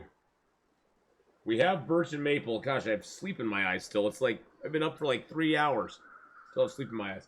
So we got birch and maple curing back in the Carter Hydro Dam, along with stuff and things. This pack is getting kind of heavy. But I think what we're gonna do is we're gonna head back to the Carter Hydro Dam. I'd love to loot up the this place, but I think what I'm gonna do is sort of set myself up for success here. Leave some stuff here for myself for the future, and then we're gonna come back here and hunt and fish and do all that stuff, and probably go over to the not Muskeg, but to through Muskeg into Milton is a good possibility. So let's lower our weight a little bit. We'll drop things we don't need. But getting our bow and arrow at this point is the most important thing. We got everything else we need. The bow and arrow is just the most important thing we need at this point. That's the highest on the priority list, so.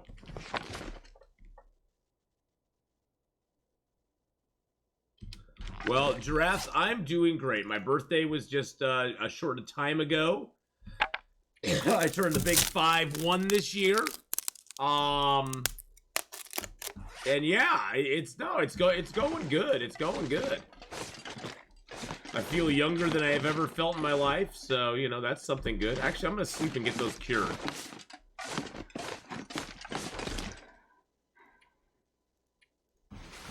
If I sleep 3 hours, those things should be good. Hey, Trinod, how you doing, buddy? Just about to hit 500 days on my Voyager run on my 3rd try. Do you recommend Stalker before trying to do Interloper? Yes. I would highly recommend doing Stalker before doing Interloper. The difference between the two is night and day. The difference between the two is huge. Humongously huge. Stalker is basically like Voyager on steroids with the wolves and stuff. Interloper is like a whole nother beast beyond that. Interloper, everything becomes different because you have no weapons, you have no tools, you have no sort of safety net to catch yourself in if your run goes wrong. Where in Stalker you do. The weather's not as bad in Stalker. The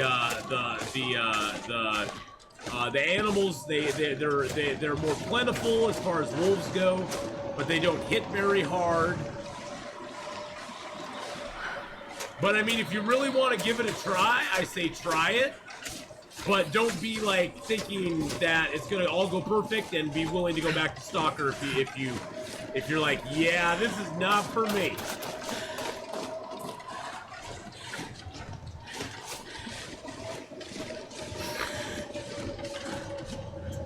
Watched hours of Atheenon, just skipped the Loper.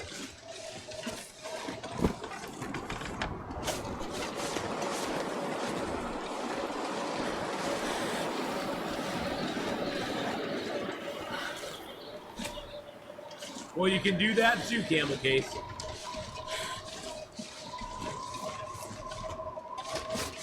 Thanks to God, breathing. Really? Seriously? Make me sprain my ankle? I just wanted to get up to the cave. That's all I wanted to do.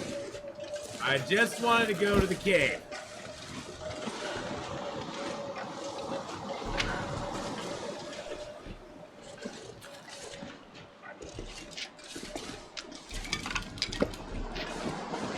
A book and a garbage book.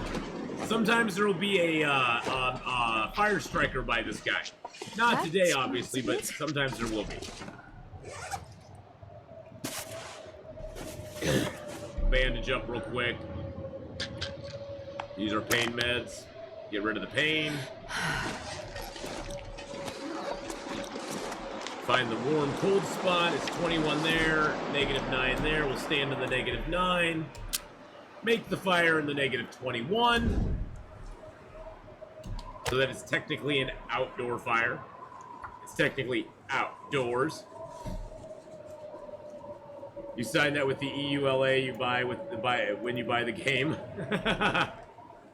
Oh, I need tinder? Really? One little fire.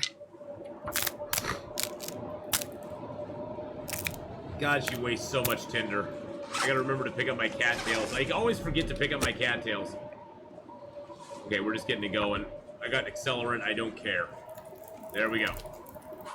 Right on. Throw one piece of coal, reclaim wood, a couple sticks, and it should be good. You can have a lot of fun on Stalker and Voyager, and even Pilgrim you can have a lot of fun on. Pilgrim is great for just getting out there and exploring the world. You know, I've always talked about how map knowledge is a big key to this game. And Pilgrim and even Voyager are great ways to learn the maps, because you can just wander around and you can map up stuff with charcoal whenever you want, so you can see what the map looks like. They're great modes of gameplay to really kind of get that map knowledge into your brain, because that's really going to be your strongest asset going forward. Is if you can look at a game and go, okay, I want to go from point A to point B to point C, and you know exactly the path you're going to take to get there, and you have it all mapped out in your head. And it makes moving around the map, because really, you know, the things on Interloper that'll keep you alive longest are, number one, map knowledge, knowing where the nooks and crannies are, knowing where you can go to a cave and hole up for the night, knowing where a building is, even if it's a small little out-of-the-way building. Knowing where that's at is going to save your life.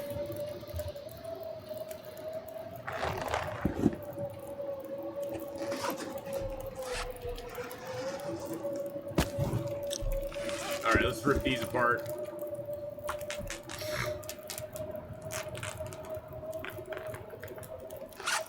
There we go. I'm just going to repair those up because they're the only boots I got.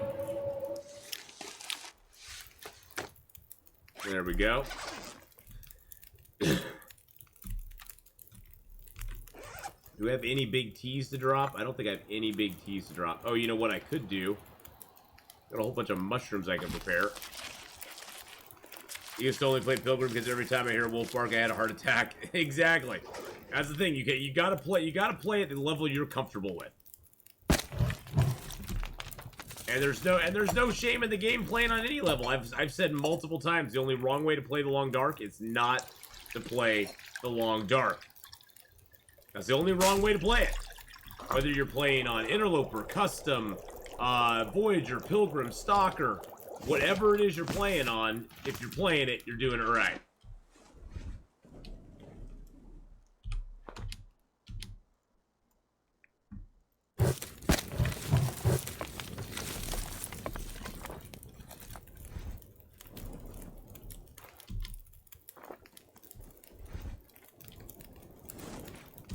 Dang it, it fell. There we go.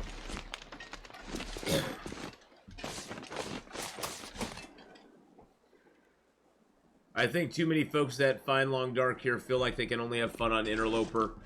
It's not fair to the game themselves or the streamers. The game has so much more than just Interloper, and you miss half the items if you're only playing Interloper. You shortchange yourself by not allowing yourself casual exploration. And it's not really fair to measure yourself against the top tier streamer who's played thousands of hours. Well, it's not. No. And see, Mark Wars, did I read your comment? I got your back, bro. Yeah, I mean, and Mark Wars makes a good point. It's not fair to not just me. I don't think even so much for me, but it's not. Yeah, it's not fair to yourself to measure your ability at the game against me or Kim Yoda or Gun Tech or Dead Like Me or Deadpool. It's not fair to measure your ability to play the game against any of us. I mean, that's, I think, the thing I love most about this game is that the only person you really should measure your ability at the game against is yourself. And be like, you know, I lived 12 days in Voyager. I'm going for 20. I lived 20 days in Voyager now. I'm going for 30. You know, I've lived 15 days in Stalker. I'm going to, you know, I want to get to 50 days in Stalker. And setting those personal goals for yourself. And you know, if it's number of days lived, that's the goal you set. If it's that you want to find all the cairns in the game, that's the goal you set. And I think the biggest thing I've also always said is that every time you die, you need to think about why you died. And you need to tie back to your death. It's your own fault that you died. It's always your fault when you die. You either did something or you didn't do something. Usually you don't do something that causes your death. Like not taking a hatchet with you when you really should. Like, you know, sleeping by a fire when you probably shouldn't have. Currently working, hi, I saw the dev update on episode 4. Is there a release date? No, there's no release date, Levy.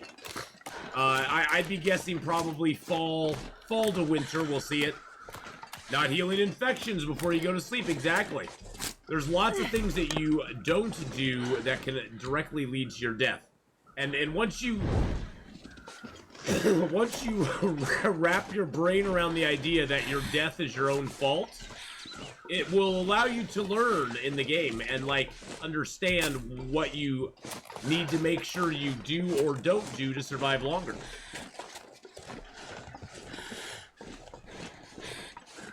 There's a lot of people excited for episode 4. Me, I'm kind of like, it'll be fun when it comes out. It takes a lot to get me excited about stuff, though. I'm excited for a new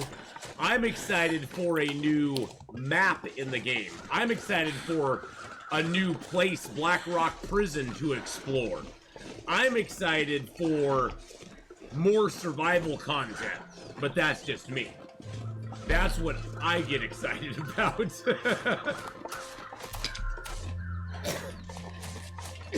For me, the story is kind of, it's fun, it's good. I mean, you know, it's there. But for me, the survival part of the game is what I get super excited about. The story for me is kind of a one and done. And one and dones are nice. But one and dones are not a, you know, they're not something that they're not something that I, you know, play over and over again. I mean, I may go back at some future date and replay story chapter 1, 2, and 3, but who am I kidding? I'm probably not going to. I played them, I've been there, I've done that, and they honestly, I played them on the hardened mode. Now, here's one caveat to that. If they allowed us to set the story mode to Interloper settings, I would go back and play it. If I could play story mode on Interloper,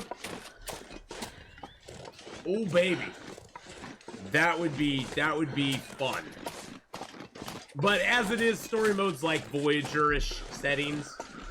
You never truly run out of stuff in it. There's never really truly, there's not danger to it in the sense of dying.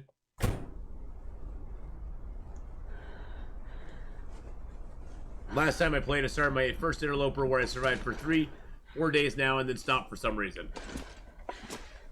I get that.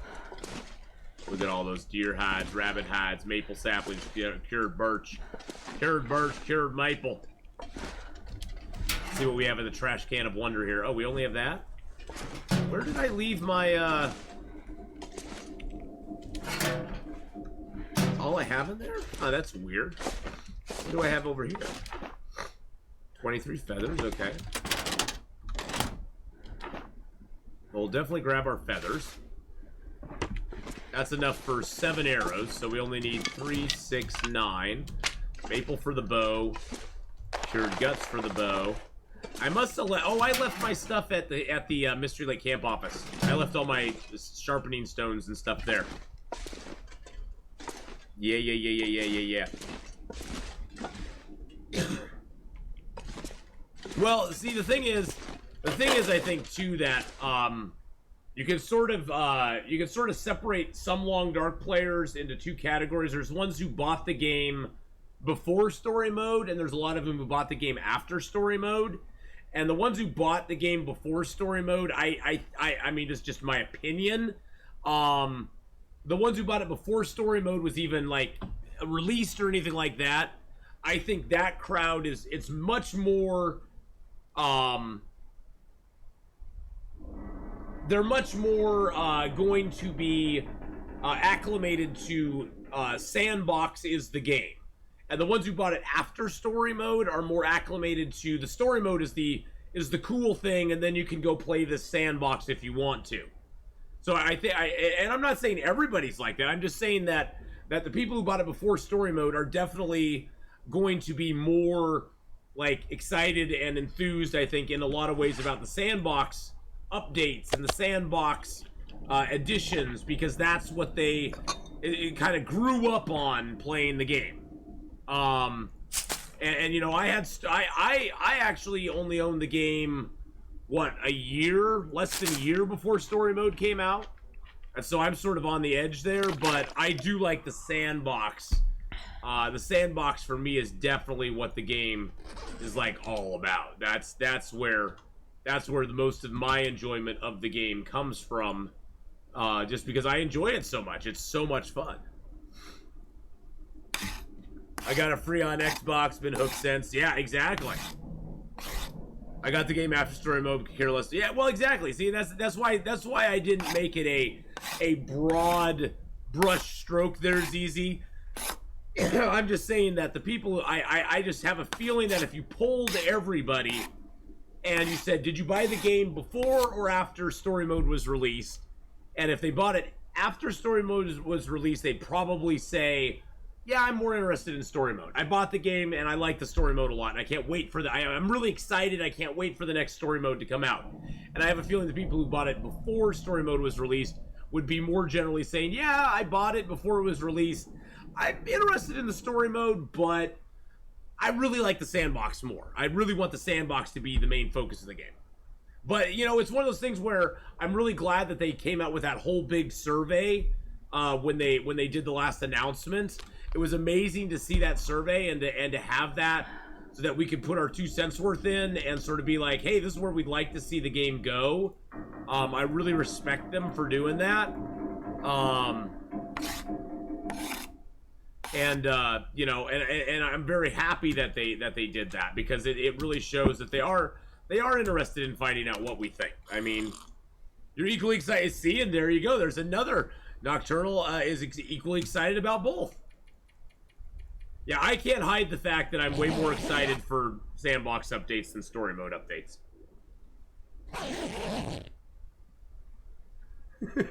That's just me. I'm in a Facebook group and people ask about episode 4 all the time. Yeah, well, but that's you know, those are people I have a feeling, ZZ, who bought the game, played through all 3 of the episodes, and probably have not played a lot of the Sandbox mode.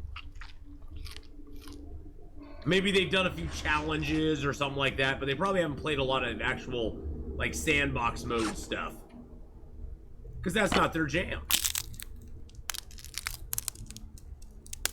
What rhymes with your Twitch name? I've been thinking for 828 years and still haven't figured out a thing. Atheenon? There's not really much that rhymes with Twitch, my Twitch name.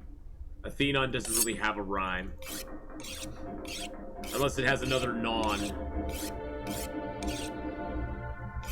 Yeah, there's not a whole, you can rhyme a lot of stuff with ath. You can say ath rhymes with a lot of stuff, but Atheenon itself doesn't really rhyme with whole much. With a lot. A whole much. It doesn't rhyme with whole much.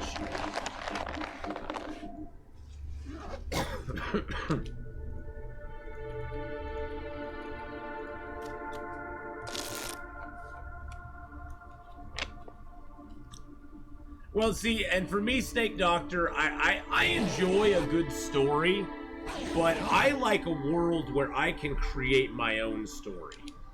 That's what gets me excited. Is when I can create my own story, and I can create my own circumstances. Wow, dang, gifting out 4 subs! McDaniels, the Max Holt, Chameleon, Selly 112. Wow, dang, gifting out her 720th gift sub. Holy crap. We'll just do 5 million anyway. Woo! But, like I've said before, ZZ, the only wrong way to play the Long Dark is not play the Long Dark. I don't care whether you're playing story mode, whether you're playing sandbox, custom game, the challenges, whatever it is. As long as you're playing it, you're doing it right. And that's the most important thing, is just play the Long Dark. Just play it. Just play it. Wow, Dane. Wow, Dane. Good morning, Wow, Dane. Thank you so much, Wow Dane. That was so nice of you to do. Thank you so very much. Yeah, definitely get those sub bombs, baby. Sub bombs. All right, now we have a bow, but we have no arrows, so we need to make arrows. Always use this toolkit. We can make a total of 7 arrows with what we got. 8 arrows. We have enough feathers for 8 arrows. Zero Snakey Doctor cheered Dex 50. Woo! Yeah, thank you for the 50 bits there too. I appreciate that very, very much. In games that are story driven, I'll often go off on my own and create my own story, my own goals, irrespective of the story. Oh yeah, totally. That's the fun of it.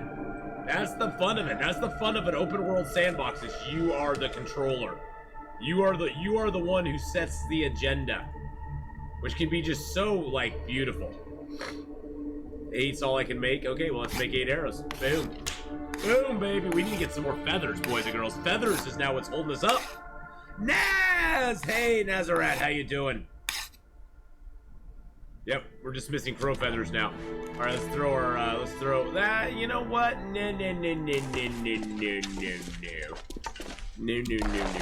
wonder if I can drop any of this here. You just shush your muskies there.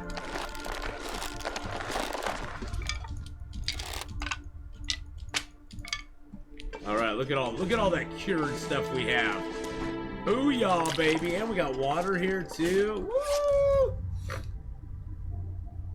While watching challenge, survive in DP until you see a whale. Will I be playing Red Dead again soon? I'll be playing it on Thursday. Every Thursday will be Red Dead Day. Red Dead will be making another appearance on Thursday, B. Harris. We'll be playing it all day Thursdays from now on. For quite a while. And I may slip it in here and there as a after Long Dark part of the stream.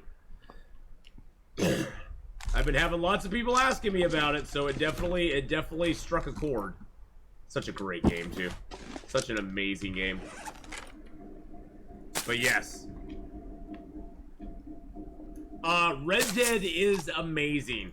Red Dead is what, in a way, I wish Long Dark would be in some aspects. It's a game much like Subnautica, to a higher level, I think, where there is a story element, but you have the freedom to either advance that story or not advance that story with no real consequences for not doing it. The story is there as an engine to move you along in the game if you wish to. If you wish to not, You just go do what you want to do. There's tons of side missions you can do, and it's done in a way where the side missions are very unique, well scripted, well made, well done. They're engaging. The characters are exciting. Unlike Cyberpunk 2077, where generally all the side missions become the same exact side mission over and over and over and over and over again with a different skin on it. The side missions in Red Dead, and some of them you have to look really hard for. Some of them you have to look really hard for, but yeah, Red Dead Redemption 2 is amazing. It's amazing. They did such an amazing job with that game. Yes, Thursdays we will definitely be doing it, and I might check the schedule. I'm gonna post the schedule up tomorrow, B. Harris, before I start streaming. I'm gonna post the schedule for next week. I think I'm gonna work Red Dead in like Tuesday evening after we do our Long Dark stream loots, and so I'll do it Tuesday nights for like 3 or 4 hours, and then all day Thursday. So I may even squeeze it in on another night, because I've had people ask. I've had people really ask, when are you gonna play it again? When are you gonna play it again? So, Little Blind Mouse, have a good Walmart run. So I definitely think I'll squeeze it in again sometime.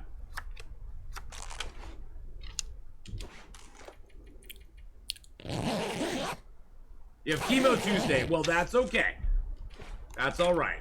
It'll always be up on YouTube. It'll always be up on YouTube. Okay, so we got all the stuff we need on us. Let's get our lantern out. I keep forgetting I have a lantern.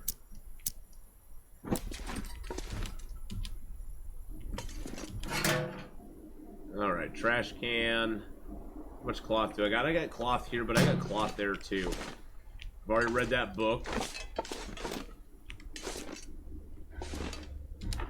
I think I'm gonna leave a maple here, a couple maples here, and a couple of guts. Because I got 2, 4, 6, I got 8 guts on me. That's more than I need. What's my plan now? We're gonna go back to the camp office, the Mystery Lake camp office. Actually, we're going to go first into the, we're gonna go first into the, ravine and get our birch, get some rabbits, get some deer. I have enough deer skins to make, both the pants and the boots. I guess I could make those first. How am I doing on food? I'm doing good on food.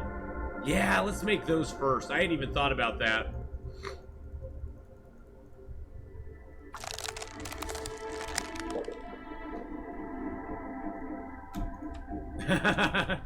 You are one of many who are waiting for chapter 4.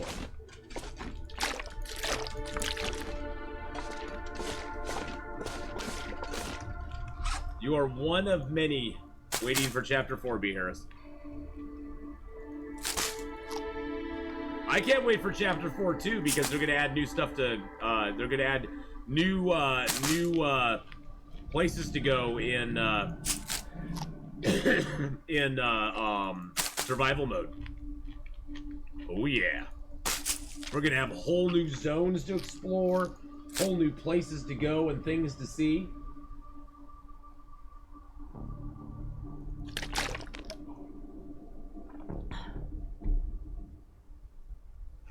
All right, there we go. Let's continue our pants. No, not the pants, the boots. There we go.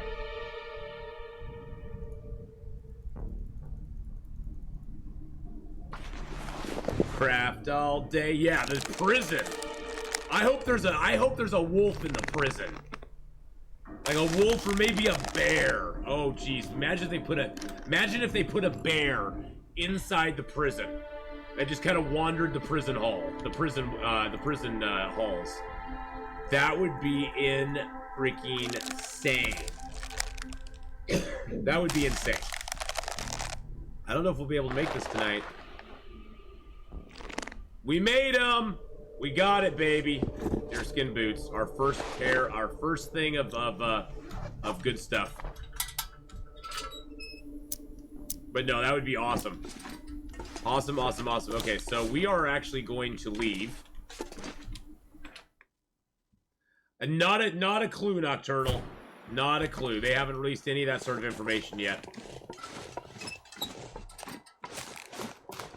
But I mean, we can guess. I mean, honestly, I'm guessing it's going to be somewhere up here. Because it's part of the story mode, I have a feeling it's going to be somewhere up here. But it may be over here. They may put it between Pleasant Valley and Coastal Highway over there. Because remember, Astrid did leave off in Coastal Highway last time. So they may put it over there between Coastal and Pleasant Valley. I have a feeling it's gonna. I have a feeling. Here's my prediction. My prediction is they're gonna have the new 4th chapter over here, and then the 5th chapter is gonna be involved up here. Because remember where Will is. He is in the ravine, or he's in the Carter Hydro Dam right now. Which means if him and Astrid both end up in Pleasant Valley at the end of chapter 4, then chapter 5 could take place up there. I don't know. We'll have to see.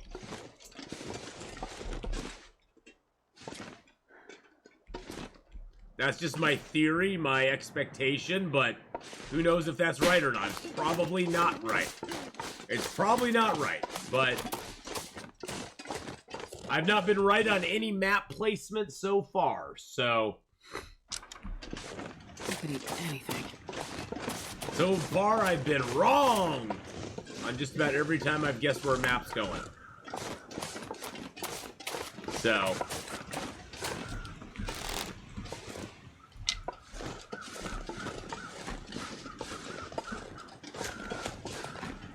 I would never. I'm sorry, B. Harris. I'm gonna have to strongly disagree with you there, because I don't want fast travel. Fast travel is the death knell of games.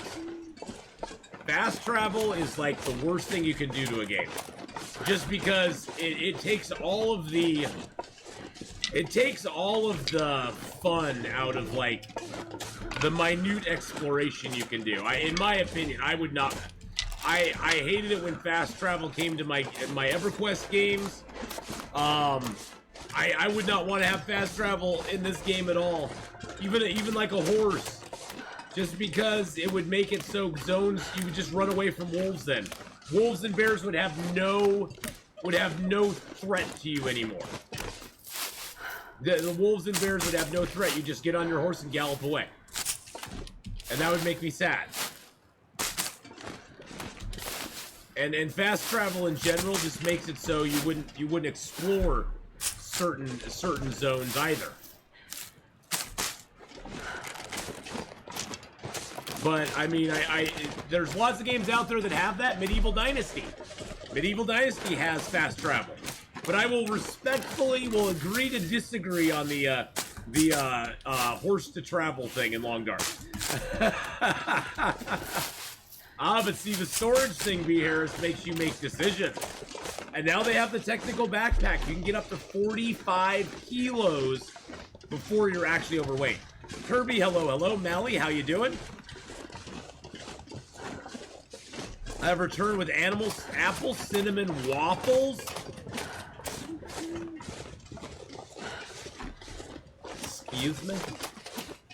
Excuse me, Owl Nuggets? And you didn't bring any for me?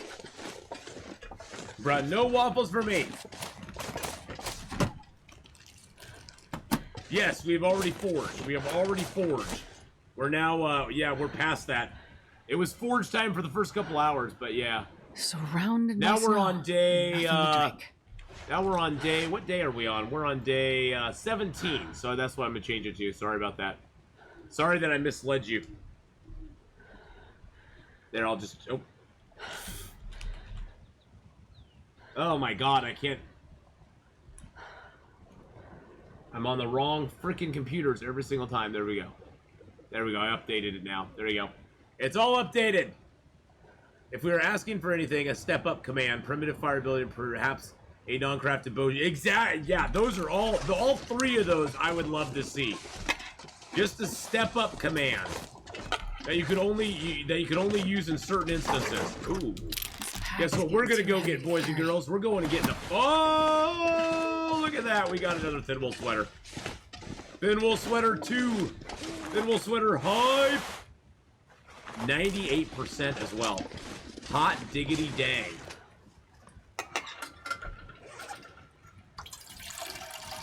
Pinwheel sweater, hot, baby. Wow, we are really overweight now. That's all because of that rope.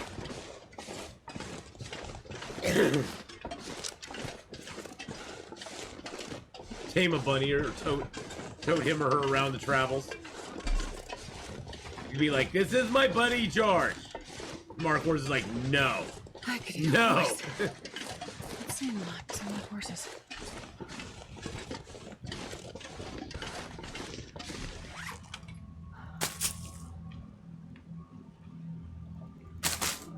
Oh yeah, we're going to the bottom of the ravine. Heck yeah. He lives in my technical backpack and weighs 5 kilos. Hey, you know what seems to me? I have people to talk to in the game. They're called my stick friends. And my paintings that I draw on the wall like a primitive caveman. Those are the things that I get to talk to. With those, who needs a companion?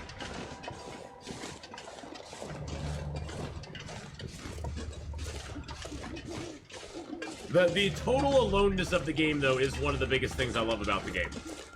And I'd be sad to see that go. That'd make me very sad to see the aloneness go. I love the feeling of, you know, this is just me. I have nobody to talk to except you guys. I think it'd be nice if they added more animals as well. I've talked for a long time, Iconic Cow, about them adding animals that we can only trap, like small rodents, even beavers or foxes, since they won't let us hunt them. I would love to be able to just trap those animals and never see them other than they'll be in a trap. Sort of like the rabbits that you trap, and you never really see the rabbit, but it's just there in your trap the next day. It'd be great if they added some more trapping into the game. It gave us more options with clothing, especially wolf hide clothing.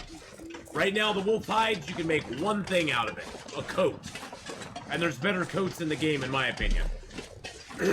Whether you go double bear skin or bear skin, moose skin, there's better coats in the game. So I wish they would give us more options with the wolf hide. I wish they would give us maybe an option to enhance crafted clothing, where we could line our boots with rabbit skin, with rabbit furs, and you could add 3 rabbit furs to it and make it a better warmth boot. You could give it like an extra degree of warmth, you know, or you could line it with moose skin and make it more waterproof, or you could line it with bear skin and make it more windproof. You know, something like that, where every hide that you add to a pre-existing piece of clothing gives it a stat bonus. But you can only do 1 stat bonus per piece of clothing. You could go all warmth if you wanted. You could go all windproof if you wanted. You could go all wetproof if you wanted. But when it comes to repairing them, you would have to have both hides available to repair them from then on out. It wouldn't just take a deer skin to repair it. You'd have to have deer skin and rabbit skin to repair it, if it was a deer skin, rabbit skin lined item. So there'd be restrictions. It would make it more difficult. But I think it would be cool. I think it would add a little bit of adventure to the game.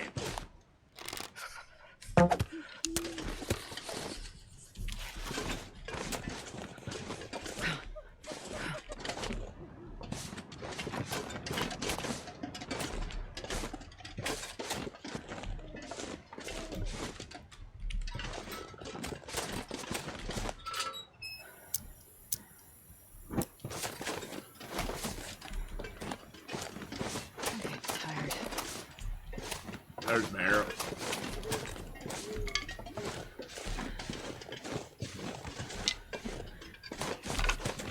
Birch bark, birch bark, birch bark, birch bark.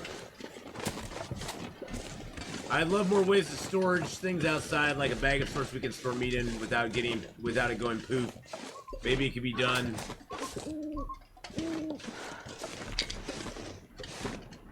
Maybe it can be done by hanging from a tree. Yeah. Interland created something unique. Adding things for other games would have diminished the specialness. Well, yeah, in a way. I mean, that's the thing. Oh, you stupid rabbit.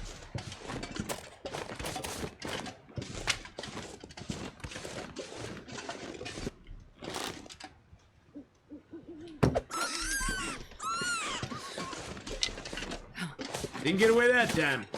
I can barely walk with this much gear.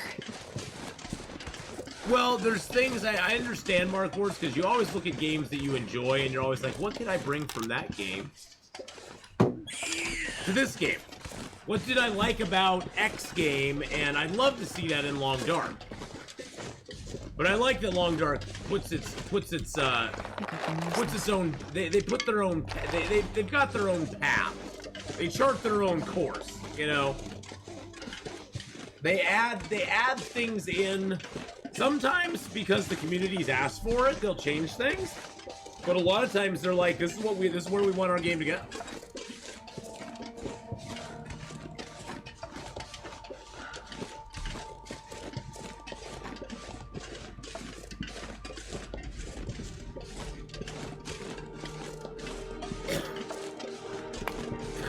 Well, if there's anything I know about Hinterland Mark Wars, is they do not sell out. They don't bow to the pressure to do anything specific in a game.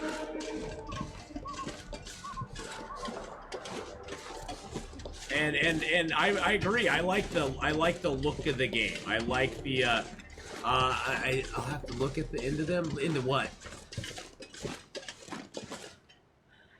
Once a rabbit's a pet, he can never be a piece of food. Aww.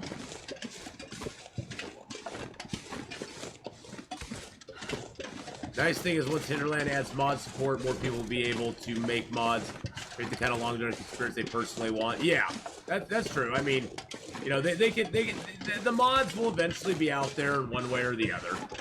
Nothing you can do about them. After 9K hours in the game, it's like a child to me, and you're a little prone to be defensive. I understand that.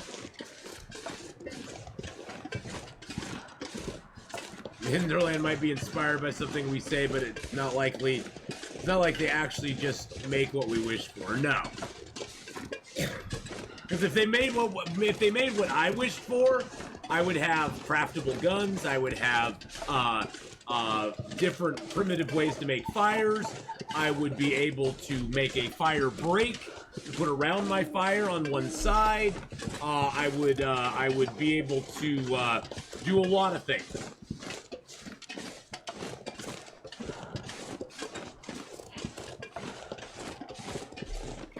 Well, and also Iconic Cow, when you try to make graphics look realistic, here's the problem making graphics look realistic. Is that in 2 or 3 years, they're outdated, and they don't look realistic anymore. Other than some of the cutscenes, the graphics of the gameplay itself don't look realistic any longer. Because systems improve, graphics improve, and unless they go back and remaster the graphics again, the graphics become dated, and you look at it and go, oh, that game was made in like 2017 or 2018. So it definitely is nice with Long Dark because although they've improved the graphics, they've made things look better. They've made things look way better. It's not ever going to get dated because it's a stylistic art style, which is nice.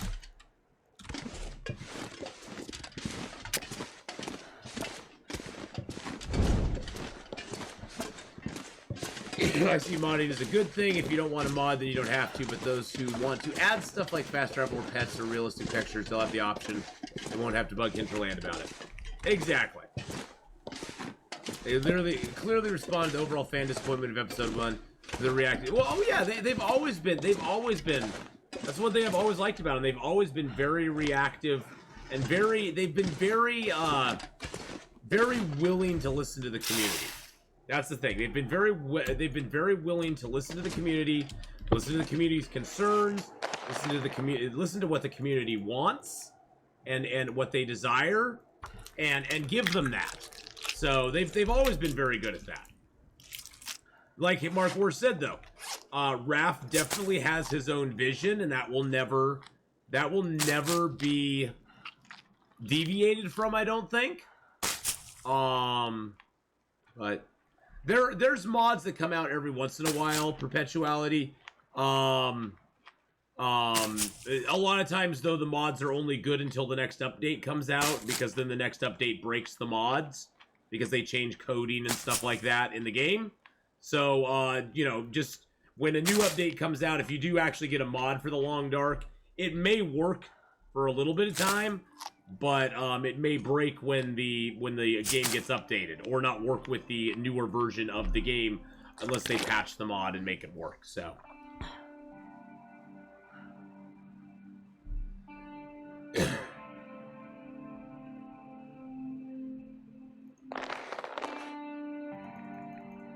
But Hinterland currently Hinterland does not have mod support. They do not actually actively support mods themselves. So if you get a mod, you're on your own. It's your mod. Deal with it. Hinterland will not be able to tell you if you can fix it or anything. They won't help you. That's not their job.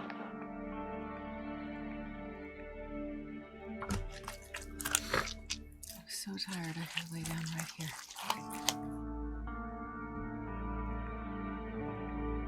Yeah, but something like a mountain lion, Mally, you'd have to have some warning about it.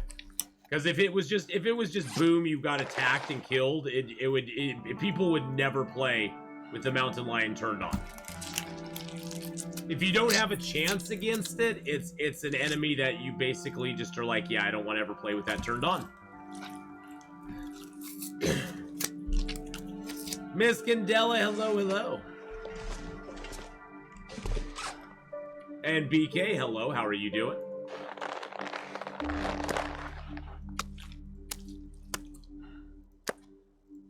So yeah, something like a mountain lion that would just jump you and kill you, or jump you and do tons of damage to you, would get such backlash in the community.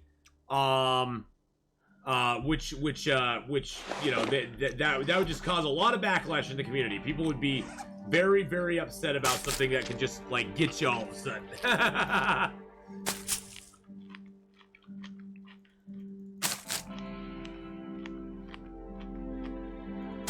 Been bitten today. Guys warning 2 male cats in heat. Want to fight is dangerous. Oh crap! Yeah, you don't want to get in the middle of that.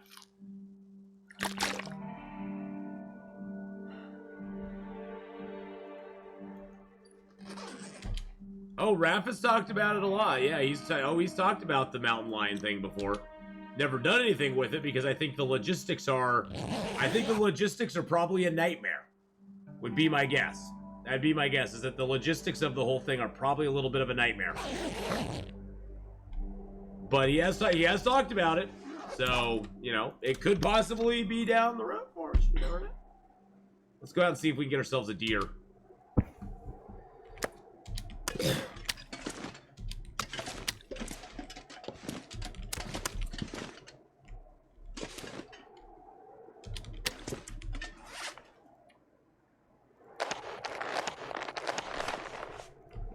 Not mean to drop the bandage. I do mean to drop that and those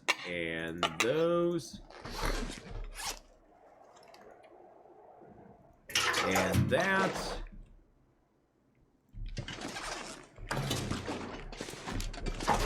and that and the book.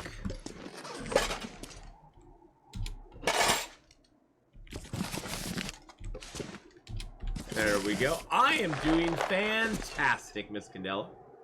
I'm doing actually really good. We're having some fun playing Long Dark. We're gonna have some fun with Plague's Tale Innocence in about an hour and 45. And then tonight, Hadrian is joining me once again for a whole lot of fun in A State of Decay 2, Nightmare Edition, Juggernaut Edition, Nightmare Settings. And we're gonna be having fun with that. We're going to talk a little bit about the beta test server that that State of Decay 2 now has, and we're gonna see what we think about that. And it's gonna be good. I wish all the Red Dead 2 animals were in Long Dark. Oh man, Red Dead does their animals so well, don't they, Mark Worst? They really truly do.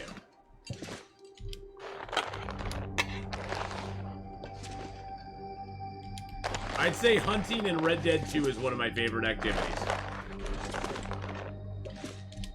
Going out and tracking something down. Tracking it down, seeing where it is. Okay, that gives us 4 rabbit pelts. That's awesome. Alright, let's go get a little more. Let's go get a little meat. Yeah, Red Dead is great animation. Oh, we got the birch right out here. Yay, birch!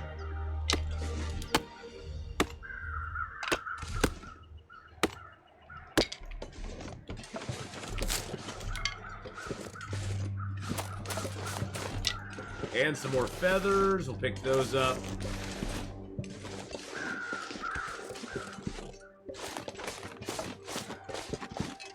You know, we get bugs after each update, but somehow I'm not as mad about it. It makes the game more challenging trying to work around them. Oh, yeah, totally.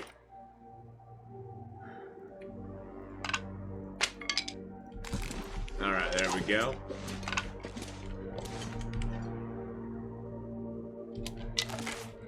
I'll probably in the end leave this birch at the birch that's curing. I'll leave at the Carter Hydro Dam. That's where we always come back through. Alright. What time of day is it? Wow, it's only negative 15. That's not too bad. We're looking for birch bark and a deer. And any sticks we can find too. Oh, look at that. Look at that tree limb. Isn't that cool? They're like perfectly crossed.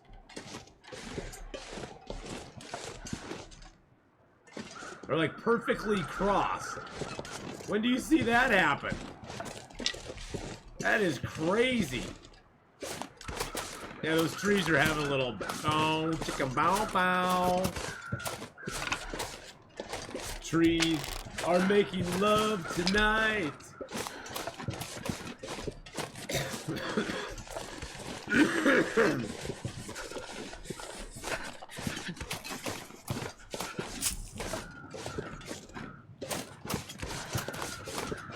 I heard a deer. I didn't see him though. Is there a baby branch near him? No, there's no baby branch near him.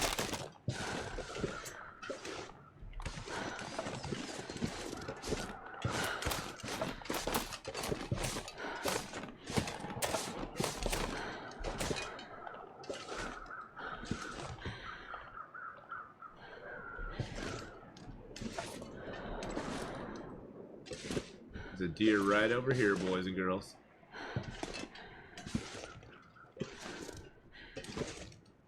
Alright, here we go. Atheenon took the baby. I did take the baby. It was all my fault.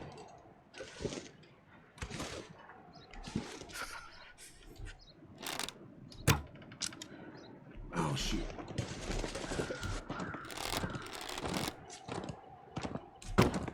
Got him. Winged him as he came by. I missed the long shot, but I winged him as he came by, so... Now, hopefully he just won't go off and die in some weird location that I can barely get to. Hey! How's it going, chocolate teapot?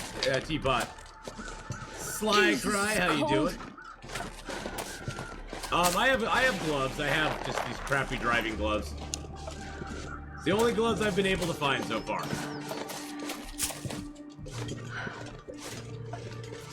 Yeah, my temperature's bad. I only have a 13-degree warmth bonus at the moment.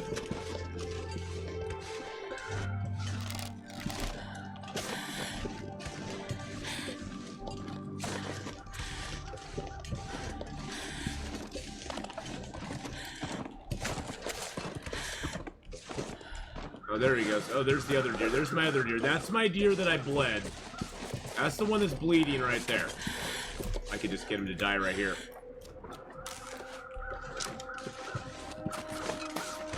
Hopefully that did it. Hopefully that just killed him.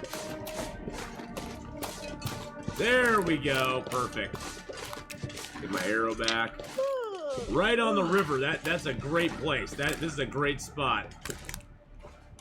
Can I get a Maglin's fire? Yes, I can. Yes, I can. Woo! Chocolate pea pot? What? Chocolate pea pot? Pretty sure the band was too. One little fire. We're getting hit by some bad thunderstorms there. Uh-oh. Whoa, that's crazy. That is crazy, Owl Nuggets. I hope nothing bad comes from it. I hope you don't lose power or anything. Oh, lucky day. Oh, lucky day.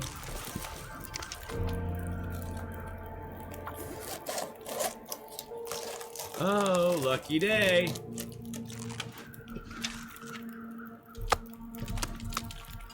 I'm not going to be able to carry this load for much longer. Flash flood warning. Whoa. Now, in this instance, I carcass harvested it because I have no idea how long the weather was going to last. It could have been good weather. It could have been bad weather. There's no way to know. Huh. What have we here? What do we have? What do we have? What do we have here? That's a pretty big deer.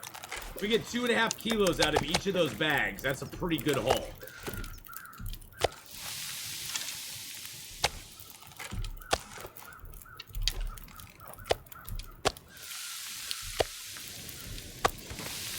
"30 in-game years before dying of old age." I have no idea.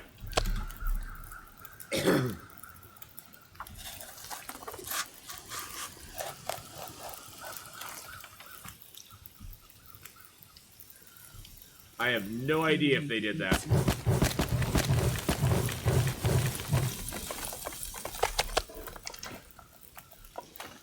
'20 and 19.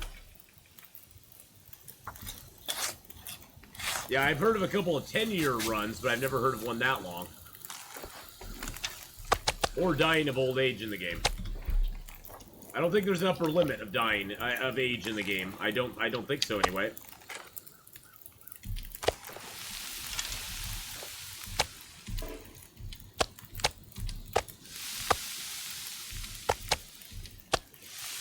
Good lord, all I'm getting is the halves.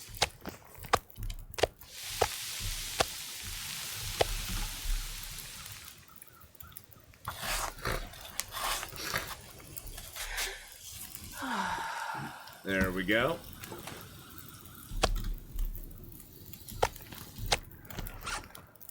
All right, let's drop the big pieces. There we go.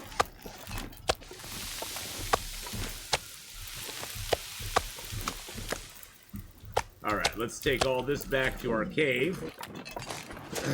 And we're hungry again? Really? The cave just being a safer place to do this, to make it, than the fire there. Actually, you know what we could do? Take a torch, take that back to our cave, build a nice fire there, and then we'll be good to go. Oh, do we really have 1 arrow down temps right now? What's the temperature like right now? +5. We have 0. We have positive temperatures, boys and girls. What do we do in positive temperatures? We break down limbs. We take things, stuffs, and things, and stuffs.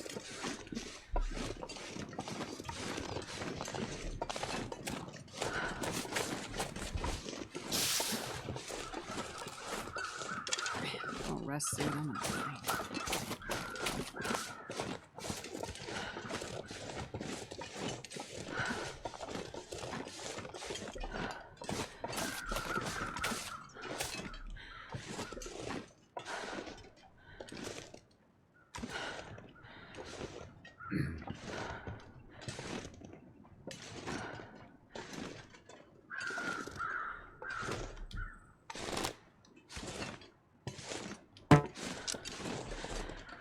Got him.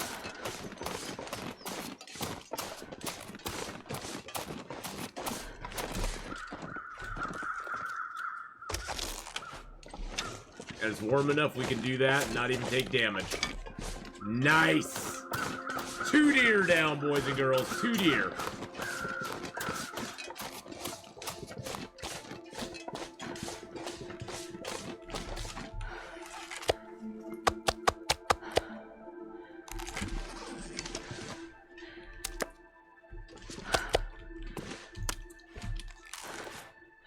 I love this canyon, by the way. This is like one of my favorite places to come. You get so much good stuff here. Deer, rabbits, pelts, hides, birch. The ravine, you got the, we haven't even been to the basin yet. We haven't even been down to the bottom of the ravine yet. We haven't even been down to the bottom of the ravine yet. I'm gonna drop that. Flare gun, yep. Yeah, the ravine's one of the best places to come in the game. Oh, deer hide. This pack is getting heavy.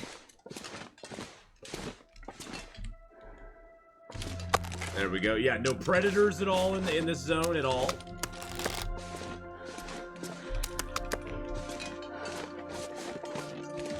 Got no predators to slow us down. To make me sad, to make me frown. It is kind of like a vacation spot. It kind of is.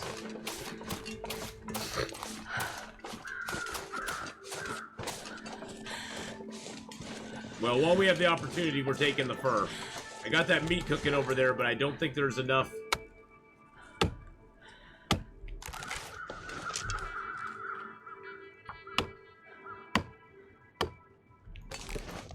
Oh, wow. It's dusk, so night can't be far behind. If any large... I'll just drink that down, get a little water back. Oh my. If you're tired of living, you can auto-walk to death. I'm not sure I can carry much. Oh my. I can auto-walk to death. Yes, I can. I've done that before. Thanks for reminding me, BK. Thanks for reminding me, my man. I appreciate it. We'll take the cedar, and then we're going to go inside, build a fire, make some water, get a few things done up. And Aurora. And cue the Aurora. Boom. This pack is getting too heavy to carry.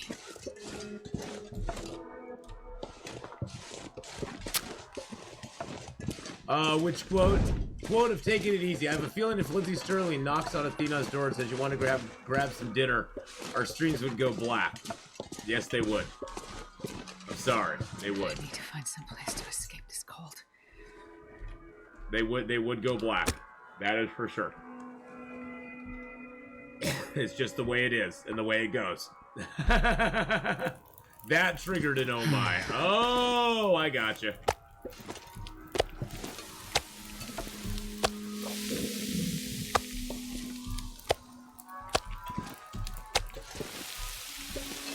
That's what triggered the oh my. I see.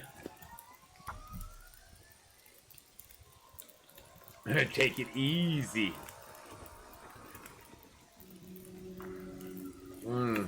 Come on, little fire. Come on, little fire. Come on, little fire. Almost anything about What now. do you think of Aurora deer that attack like moose? No.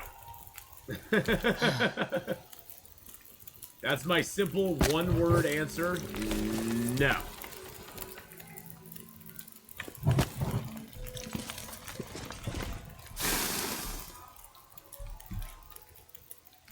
Don't want them, don't need them. I've never actually seen an Aurora moose, though. I've never actually seen a moose during an Aurora. Do the moose even come out during an Aurora? Do the moose even come out during an Aurora? I didn't think they did, but maybe they do. Maybe they do.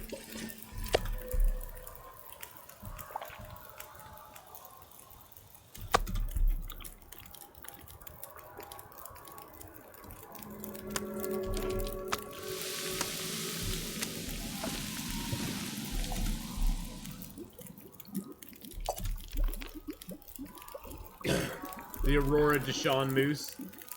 The Aurora Deshawn Moose. Is that like a special moose?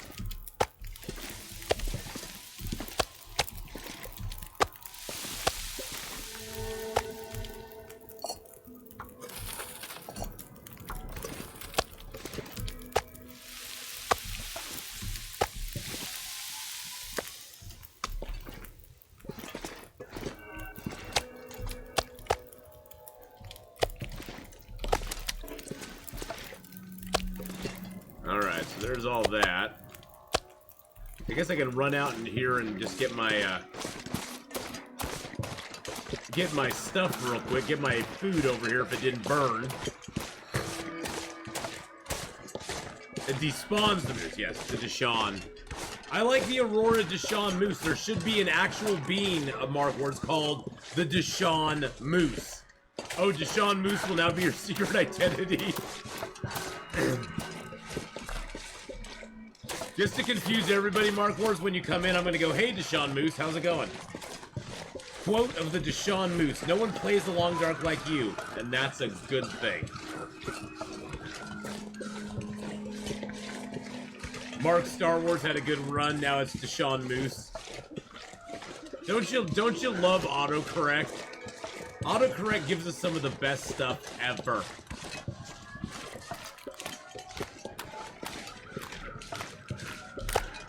Oh look, it just cooked it up perfect.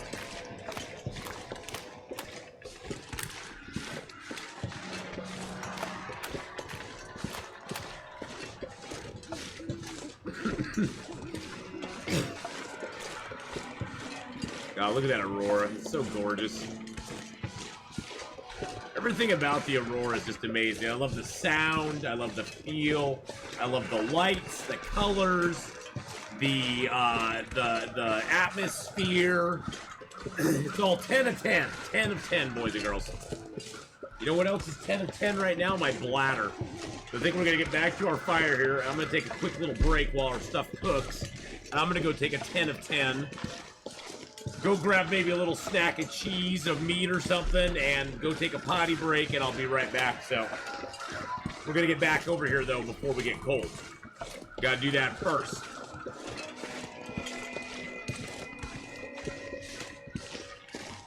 They're Aurora crows. They're Aurora crows. They'll peck your eyes out if you get too close. Not really, but sounds good.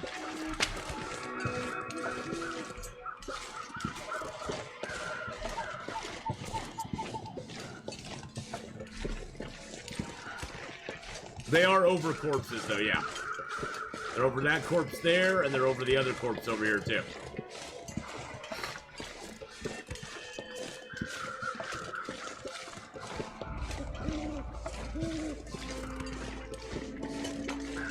Look at that. Oh, wow. Wow. Look at that yellow. Oh, that deserves a screenshot. Wow, that looked amazing right there. Holy cow. Sometimes the light hits it hits the light just right. And it's like, whoa.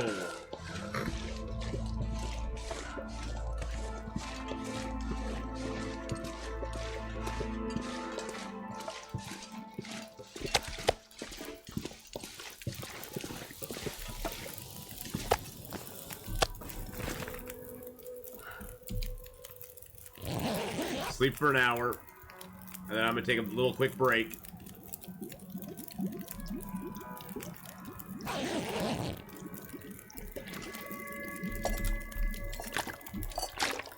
can barely walk with this much gear.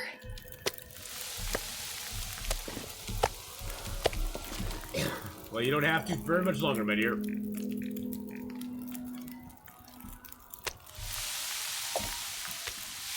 There we go, 1920, 7613. Get those off of there. Alright, all the rabbit meat's done. There we go, grab our bedroll. Grab our pots. Oops, nope, nope, nope, nope. Grab our pots.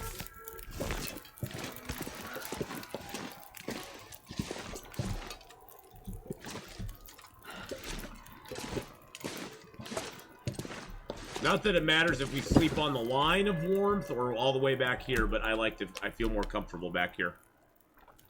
It's just me, but I feel more comfortable. Actually, you know what? Let's grab some torches real quick. I forgot, we don't have many torches. Nice skunk, hello, hello.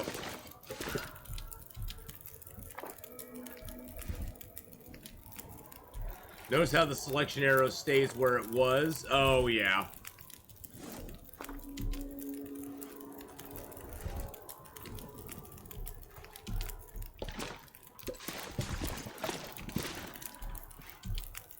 We'll tear down the crappy torches in the morning. We just need to get some... We're tired. We need rest right now. We got food and water on lockdown. Warmth isn't bad. We'll probably get a little cold in the morning. Hopefully we don't die in the night. You know, that would suck.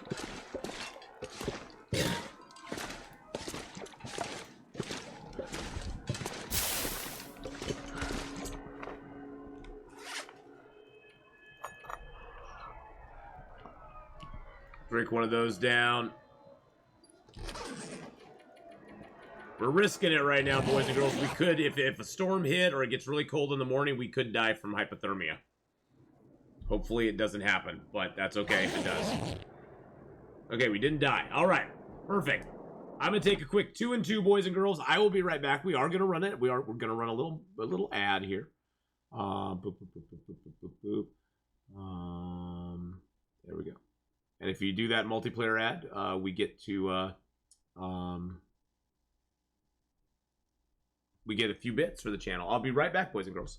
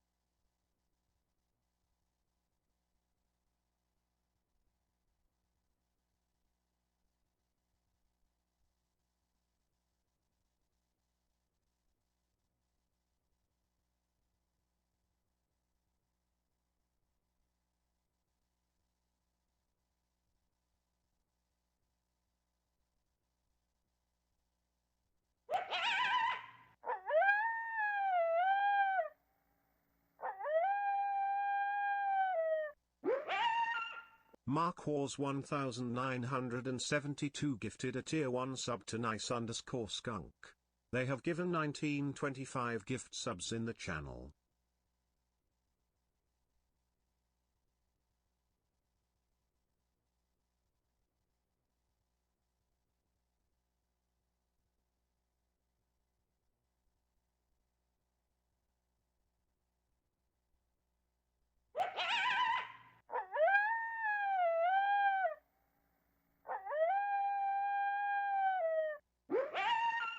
T-Drinker9 gifted a tier 1 sub to Shadowman018.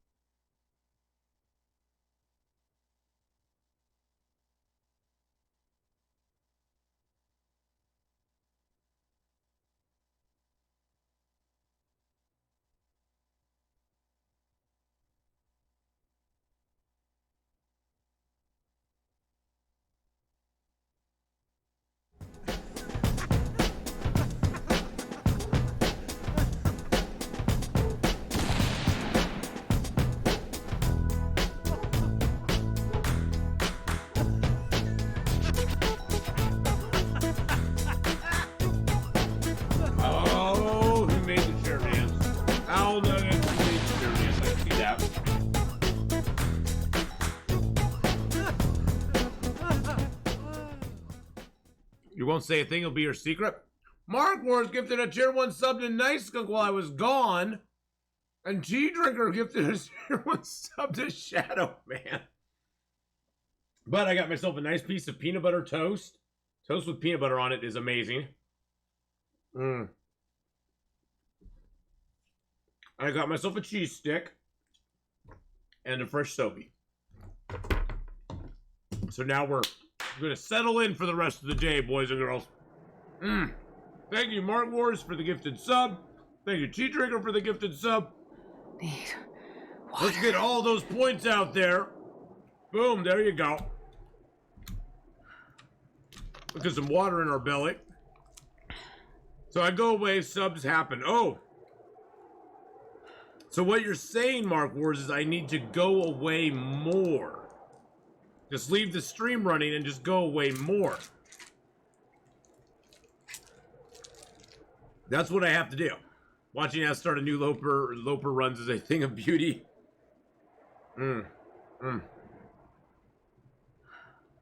I like cheese sticks, but they always bother me because they never come apart like I want them to. I just had I really want them to be all stringy, like be like little stringy cheese, but it never does it for me. The chair is bringing in the bucks. Yeah, the chair's the main. I know a lot of people really are here just for the chair.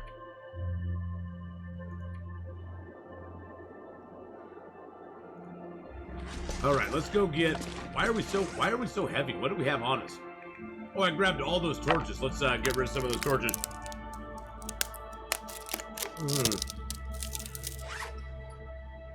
My God, peanut butter bread is so good. Peanut butter toast is amazing. It's like the toast is a little bit warm, so it melts. It makes the peanut butter really, like, dewy. Cheese curds are awesome. Oh my God. Cheese curds are awesome. It just so happens, Iconic Cow, that my son left some string cheese here when he went back to college, so guess who gets the benefit of that? Ho, ho, ho, ho, ho. Let's prepare up this birch bark so we don't burn it on accident.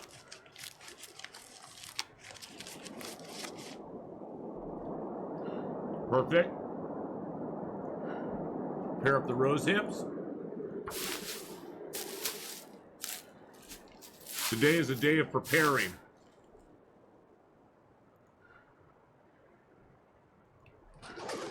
No, I think we need. What we need to do is go get that other deer now. A lot of this weight we have on us is wood weight, so we should be good.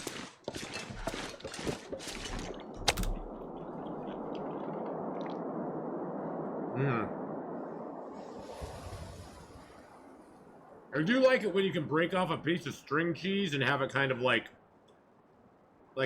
break off into a nice even piece. It's kind of fun.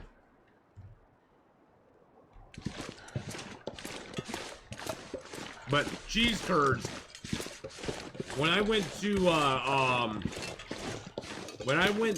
the Tillamook Cheese Factory, they had samples out of cheese curds, and they were so good.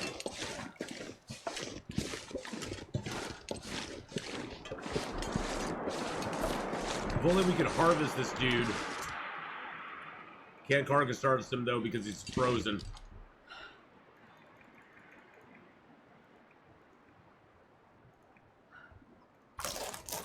It's probably going to be quicker since oh look at that, we're actually warm now. It's better to do it this way than carcass harvest because we can do it with no fire. No fire at all. Because it's not cold. Hey, Nocturnal Druid buddy! How you doing, my man?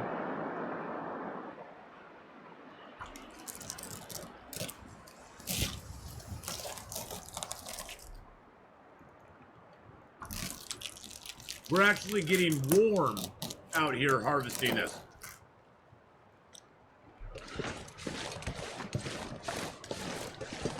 Cheese curds are an essential ingredient in poutine. Poutine.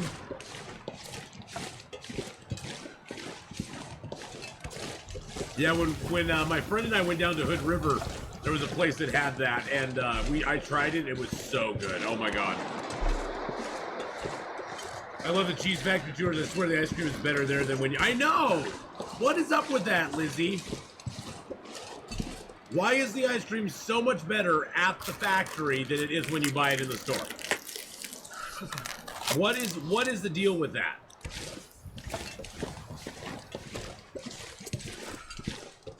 How can it be that much better? Hanging in there, back's being difficult today, otherwise good. Oh, man. Yes, this harvesting technique I was doing is done best in areas with no wolves. That is a good caveat to put in there. It's done best in areas with no wolves. I just ate cheddar-flavored lentil chips. Were they good? Were they good, Islas? They sound intriguing. I don't know if they're going to be good or not, though.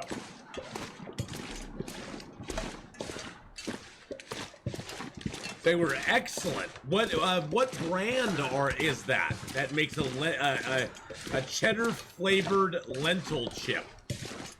Now, is that like something that's like a vegan or vegetarian or gluten free or something like that, or?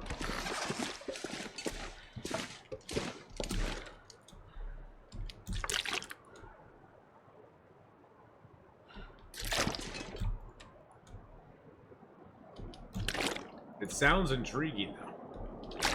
I wouldn't say no. I wouldn't say no to a sandwich. I'm not going to be able to carry this load for much longer. Alright, let's drop the gut and the hides. Or the guts and the hide. So now we got lots of deer hides.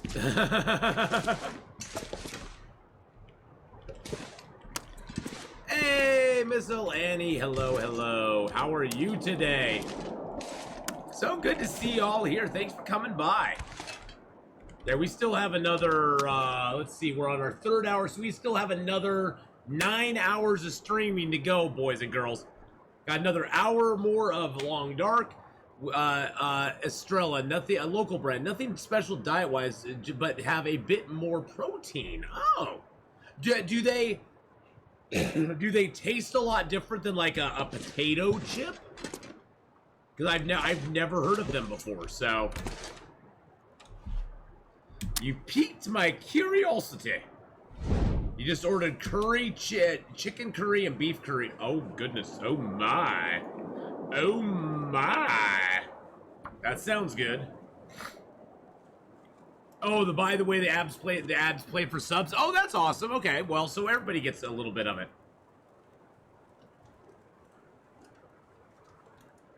Well, that's an ad that I actually put up there. It was actually a shoot. Oh yeah. That's God, I clicked something to try to see something and it played an ad. I am so sorry. I am so sorry. Subs probably didn't see that ad. I think this is just a regular ad. I'm so sorry to my non-subs. Oh my. Oh my. They're like cheese puffs. Oh, okay, okay. I like cheese puffs. I was trying to do something and I accidentally played an ad. But by playing an ad, it disables pre-roll ads, so new people coming into the stream don't see pre-roll ads. It's a weird mechanic they have. It's like if you play an ad, yeah, pro streamer here. If you play an ad, it disables pre-roll ads for like an hour or an hour and a half or something like that. So I guess I just disabled, so anybody new coming into the stream won't get an ad now. So that's what I did it for. Yes, pro streamer, 10 of 10, my friends. 10 of 10 right there.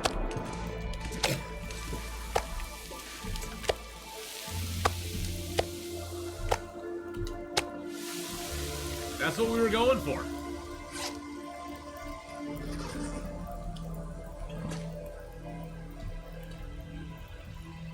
Hey, I might as well get another fire going. Make up some of these teas I have on me. Well, that sounds interesting, Ilibs. I'll have to go take a look at that. I probably just, I mean, it may be... Come on, little fire. It may be I wouldn't be able to find the Estrella brand out here, but I probably could find some, so I could probably just look it up by, like, lentil chip, and it would probably give it to me. I'm always looking for new stuff to try. I like trying new stuff. I don't like most things, but I like to try new stuff every once in a while. You just cooked 3 liters worth of lantern fuel in fish. In fish, I take it.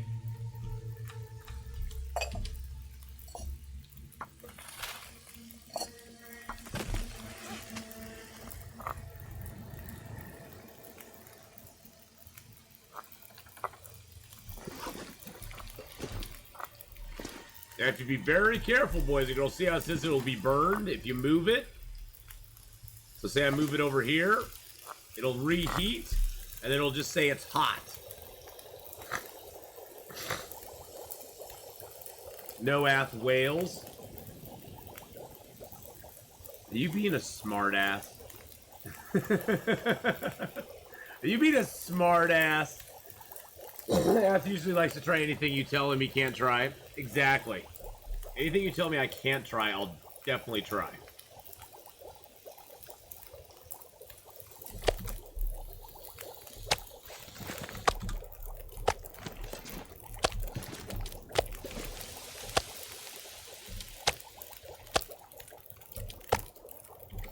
Okay, of course you're being a smartass. I figured as much. Don't just. Don't ever tell me what I can't do, ever! Don't Exactly. tell me what I can't do! Don't tell me what I can't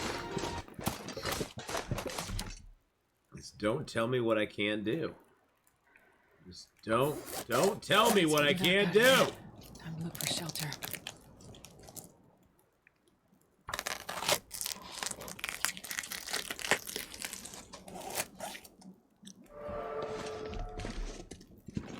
It'll take 89 minutes to get there. Holy criminy, that's a long time. Hey, we got a we got a harvesting skill up there. Ugh, I can't talk. Mouth not wanting to work. Mouth betraying me.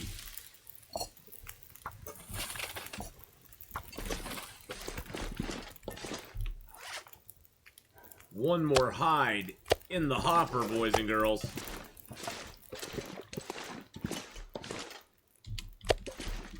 Oh, look at that beauty. Look at that beautiful hides. All the hides are mine. All the hides are mine. Woo!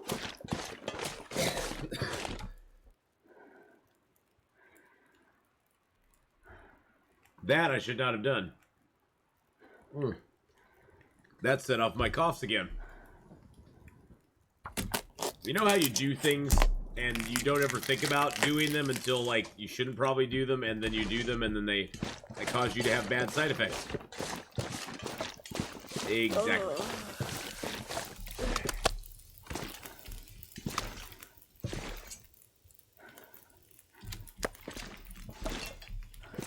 Can I sneak one more gut right there? Ooh, see, look at that. It made it perfect. Now I just need one more. I need one more rabbit hide. But that's gonna throw off my gut and hide ratio. What to do? This pack is getting too heavy to carry.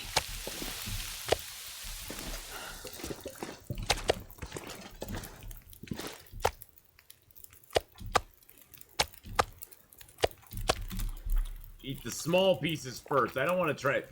If I'm going to have meat on me when I travel, you always want to have the heaviest piece on you, or the biggest piece, or the one that gives you the most calories, because all meat smells the same. Doesn't matter if it's a small piece or a large piece. It could be 1/10 of a kilo, and it's going to give off just as much smell as a big giant piece. So you don't want to be carrying around the big giant pieces. Or the little tiny pieces if you can help it. Little tiny ones are for in-camp eating.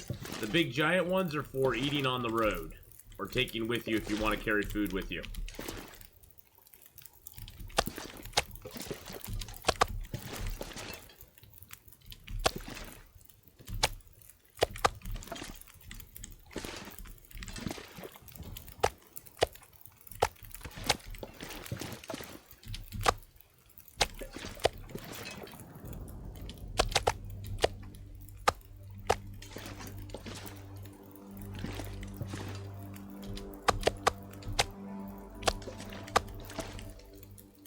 I mean, I gotta organize my meat. Oh, that's a little tiny piece. That one's gonna go. Homemade macaroni and cheese. Oh, I'm getting that tomorrow.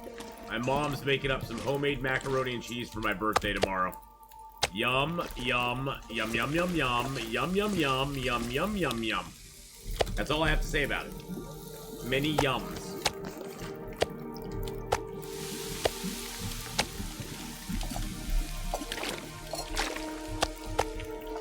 Alright, let's get these cooked up in here real quick. Actually, you know what? No. Walk with this much gear. Gonna cook those on rocks because I want to have the pans open to cook stuff in.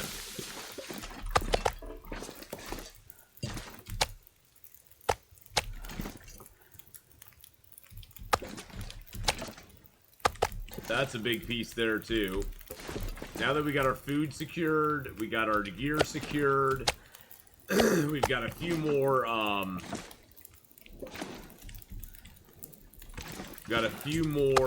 feathers now, so we can make a couple more arrows. For about another hour. About another hour we'll be doing Long Dark today. Alright, let's get some birch bark teas made, baby.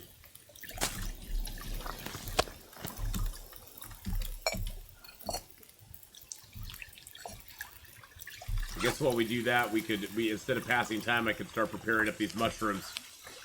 Yep. Yeah, I usually oops.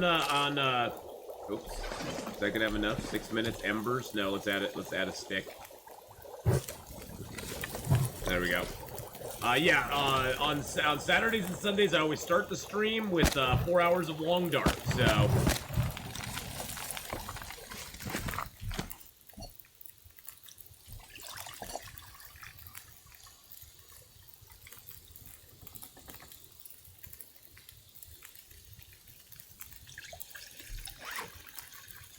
And we got about an hour left to go, so I think I'll put the puppies to bed. Then they just ate and play now, so hopefully they'll be tired in an hour. Oh, nice. Tired puppies are good. Tired puppies are good. That means that they'll sleep well tonight. They'll sleep well tonight. Yes, they will. Sleep well, little puppies. Sleep well. I can't do that, but I do it very good.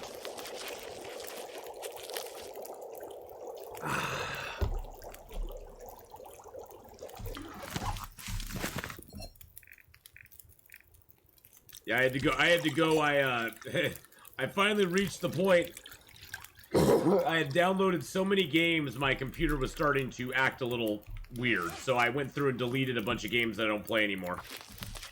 I just removed them from my computer. They're still on Steam, but I just went ahead and took them off the computer because it was just taking up so much space. I would do anything for a drink right now. And I was like, I haven't played this game in 8 months. I'm taking it off. I'm taking it off. Sorry, it's gone.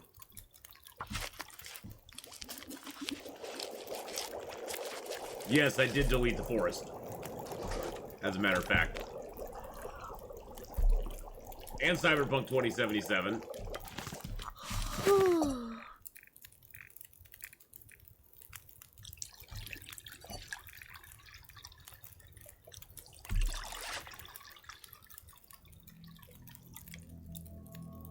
When my son was little, I told him he had to try something first. If he didn't like it, he didn't have to eat it.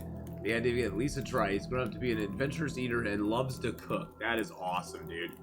I wish I almost wish my parents would have pushed me a little more towards that, but you know, whatever.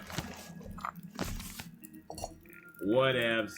But no, that's good. That's awesome, man. I'm glad that has worked out well for you there. Cyber ripoff 77.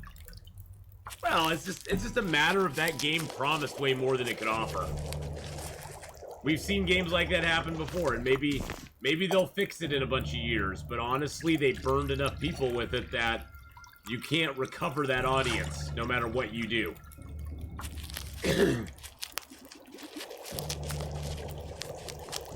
It's almost I call it the No Man's Sky syndrome. Where, yeah, No Man's Sky has made some great strides from where it was to where it is now. But there's a lot of people who will just never have anything to do with the game because it so pisses them off what they did with the game initially that they just have no patience for it. They're just like, no, I'm not gonna be fooled again, basically. I'm not gonna, they may have fixed stuff, but I feel so jilted. I'm not taking you back. I'm not taking you back, game. You don't get to come back in my life, game. And tell me what I need.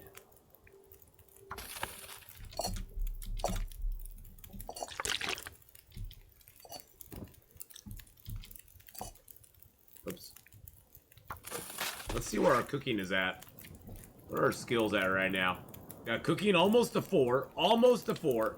No, Swan Solo, I enjoyed playing Cyberpunk a lot as well. I'm saying that they burned too many people with all the bugs, the console versions of the game did not run very well. A lot of the PC versions didn't run real well unless you had a really good PC. There were a lot of glitches. There was a lot of unfinished stuff in the game as far as graphically. And honestly, other than the main story game, it was not this immersive world. You know, if I took Cyberpunk 2077 and put it next to Red Dead Redemption 2, the two are similar constructs in theory, but executed very poorly in one sense and very well in the other. And Cyberpunk, the side missions, there was a couple of side missions that were like specific people that you talked to, that you interacted with for a little while. But most of the side missions were, there's a gang fight over here, go help the police, or there's this over here, go help the police, or there's this over here, go help the police. There wasn't a lot of variety in those, whereas like Red Dead Redemption 2, all of the different story missions, yeah, there are some that are a little bit the same, but a lot of them have very unique characters that you interact with all the way through.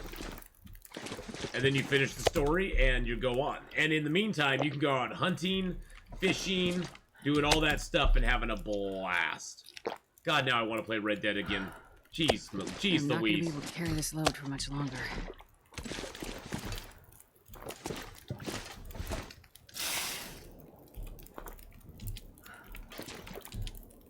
Well, I'm just saying that in concept, Swan Solo, both of those games have a very similar concept. There's a story that you can follow or not follow. The story does advance the game. It does give you the more you advance in the story, more special abilities you get.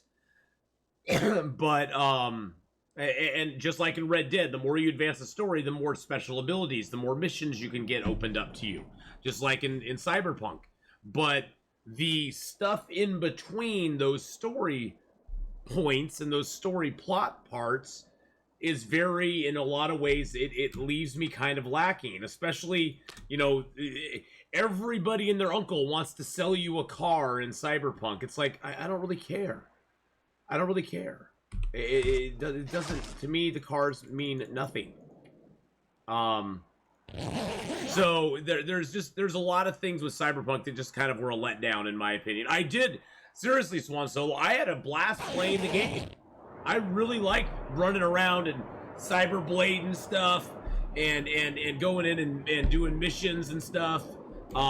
It was fun. It definitely was fun. I can see why the reaction was so bad towards it as well. It's getting too heavy to carry. I can see why the reactions were so bad as well, because I saw some of the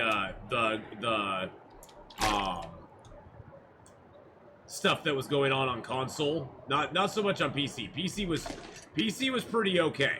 It was mainly the console stuff that had a lot of issues. And I saw what was going on that, and it definitely would have turned me off from playing the game as well. Let's just be honest. I think what irked me most about Cyberpunk were all the lies. Do they think we're idiots? They said the reason the game wouldn't run on old generation consoles is because it was never meant to. No, the reason it wouldn't run on old consoles, here's the truth. The reason it wouldn't run on old, well, the truth according to AF, Here's the truth according to me. The reason the game wouldn't run on old consoles is the game was initially brought about at a time when the PlayStation 4 and whatever that other console was were the top of the heap. The game then took many years to make, and by the time they got the final iteration of the game done, those consoles are out of date. But the problem is that they had already committed to PlayStation and committed to these other companies to release their next-gen game on last-gen consoles, and so they kind of found themselves in a bind, I think, where they couldn't really go no. I think, honestly, if they had their druthers, they would have said, you know what? We're going to release it on PC, and then we're going to release it for next-gen consoles. Next-gen consoles, you'll be able to get Cyberpunk 2077 because we were unable to release it on old-gen consoles, it's going to be released with the sale of the next-gen console. The next-gen console will come with Cyberpunk 2077 for free. That's how they could have appeased people, and probably made some money too. And COVID happened, which didn't help anything either. The game got delayed. People got frustrated because it was delayed. They wanted it out, and they pushed them. Both them and the major companies pushed them to release the game, and they released it way too early. Even for PC, it was kind of released a little bit early. Like I said, I didn't have personally any real issues with the game, but I have a really good PC too. And I think the better your PC, the less likely you were to have issues with the game itself.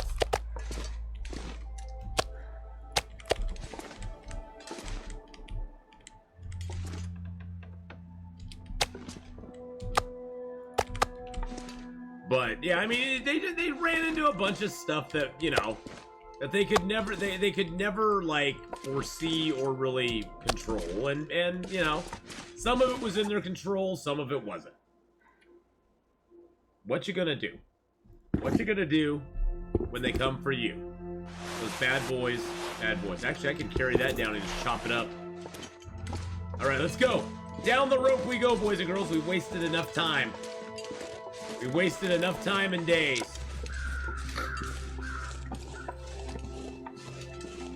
Well, you know, the thing is, Swan Solo, as with everything, I would never encourage or discourage somebody from playing a game. If you find enjoyment in the most off-the-wall game that nobody's ever heard of, and you have fun with it, great. Video games are very, very subjective. And what one person finds really good, another person will be like, I can't stand that. And what another person finds really good, they'll be like, I can't stand that. And so, you know, whatever you can find enjoyment in, God, the world is screwed up enough as it is. It's sort of like love. It's screwed up enough as it is. If you can find joy in a game, or if you're lucky enough to find somebody that loves you and wants to be with you and put up with all your BS, good for you. Good for you. Go for it.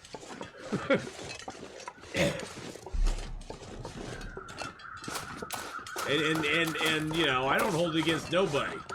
So if you enjoyed Cyberpunk 2077, more power to you. I just am saying, from my standpoint, that's why I kind of lost interest in it after a while. It just very repetitive gameplay. The story mode was okay. It was an interesting story. The interaction with Johnny Mnemonic was not as much as I wanted. I wanted more interaction with Johnny, other than at just like he like appeared at little points in the story, but he didn't really like have a lot of stuff to do with my story in a lot of ways. I wish he had. You have so much BS to handle. I know, exactly. We all have enough BS to handle in the world.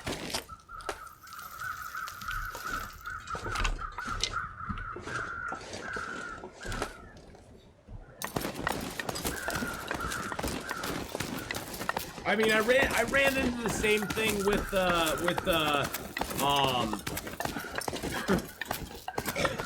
and it's one of those things where it's not that I hate the game, I just kind of got bored of it after a while. I just kind of got bored of it. The story didn't drive me, which is funny because like Detroit Become Human, I love that game. That game was amazing. If you've never played Detroit Become Human, play it. It is such an amazing game. It's amazingly well acted. It's amazingly well storied. The story is good.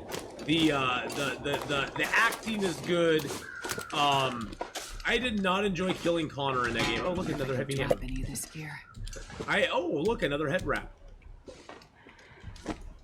I did not enjoy killing Connor in the game. It was kind of interesting to kill him, though, over and over again and see what it did to Hank.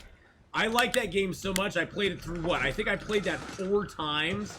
Even though you know the story points, you know the plot points, I think I got the worst possible ending for all 3 main characters on my first run. Each and every one of them died. Each and every one of them. Finito. Game over. It actually, in that game, I think that's one thing I like with Detroit Become Human. Your choices actually have consequences. You actually, it's one of those story games where your choices can actually cause the permanent death of a main character and could cause the permanent death of all 3 main characters. Yeah, Miss Candela did not like North or kissing North. You didn't like the singing? I like the singing. I liked everything about that game. I like everything about that game.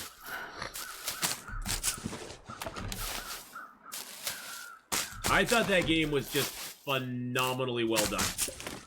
One of the best story games I've played in a long, long time. Very well paced, and very well told, engaging. Make you actually have to make some very tough decisions. Oh, I got the worst ending. Everybody just died. It was so sad. Everybody, you love North. North is your boo, Mark Wars.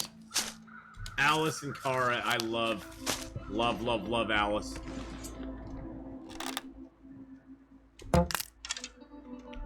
Get out of that corner.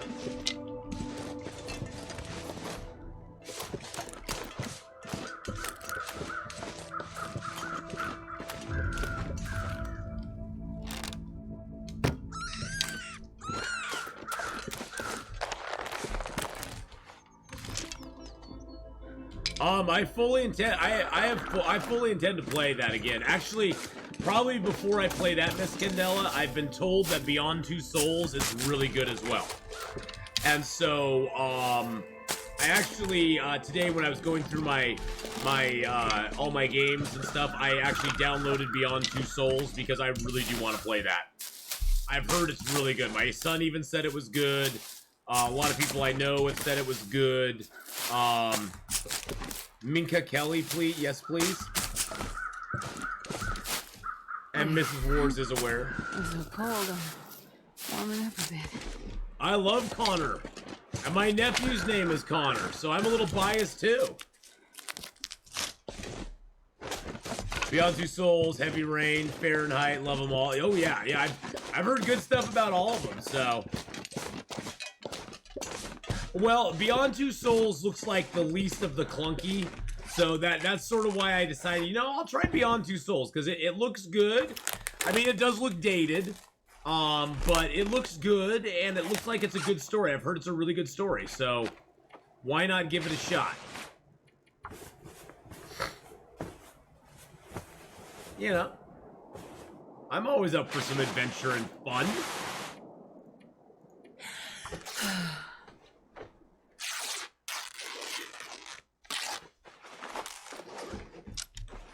Oh, we are really heavy again. All right. You only played through it once? Okay. Minka Kelly was North, in case anyone didn't know. I didn't know Minka Kelly was North. Really? I actually didn't know that.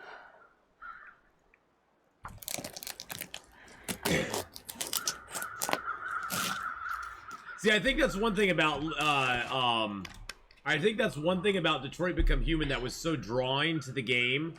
I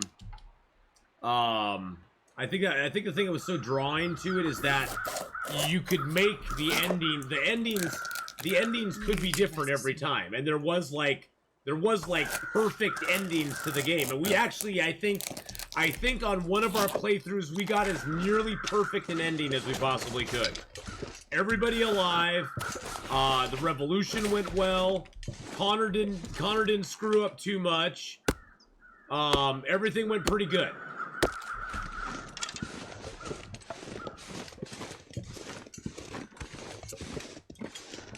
Barely walk with this much gear. Well, I did a run where I killed Connor as many times as I possibly could.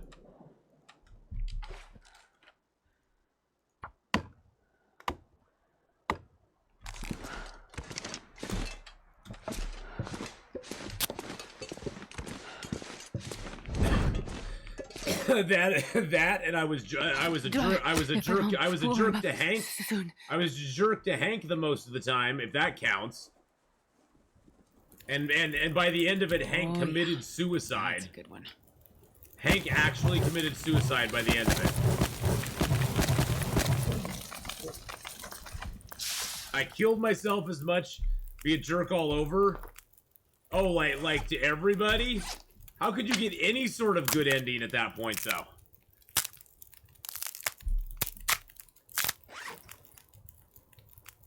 Have everyone, even Kara? I don't want Kara to be a jerk.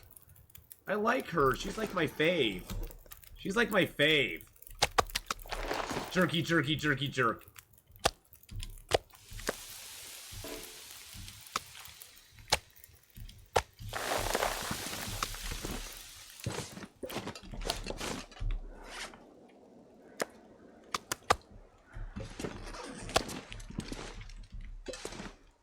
See, I didn't want to play it right away, though, because I want to remember some of the plot points, but not remember everything.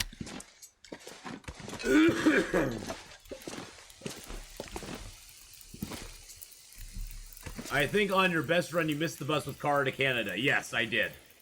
Yep, I missed the bus, because I didn't do what I was supposed to do there. Does that mean that we,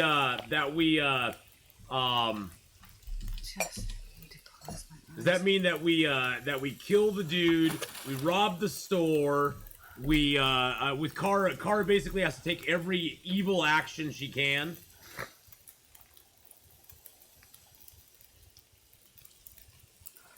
And then what would lead, so does that mean with Marcus we'd have to go violent revolution with him? Is that would that be the jerk way of doing it? Is the violent revolution?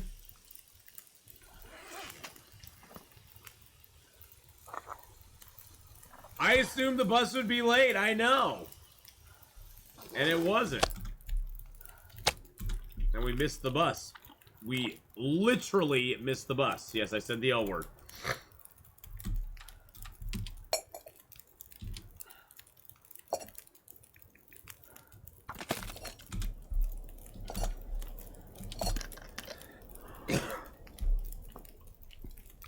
Have Marcus fail from the start? Fail from the start with what?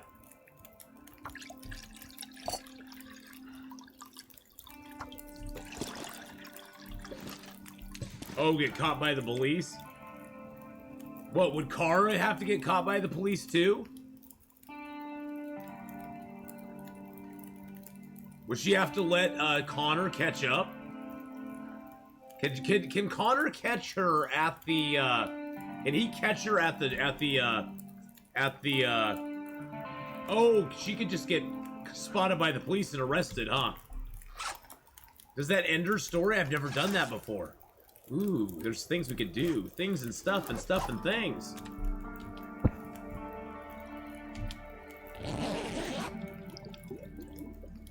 Yeah, my first finish was like 0.01% of people had it.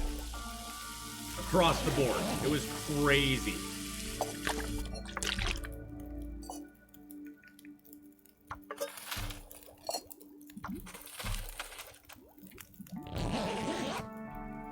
Because so bad? Well, it was just so bad. Everybody died. Marcus died. Connor died. Alice died. What's his name died? The big dude that Kara hooks up with. That gosh, Luther. Luther died. It's like I think the only person that lived was Hank. I think Hank was the only one that lived in my first run. Everybody else dead.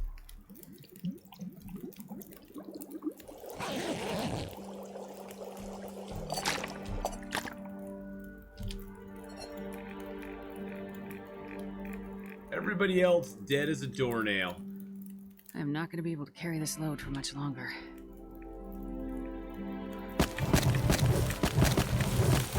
It was pretty epic, though.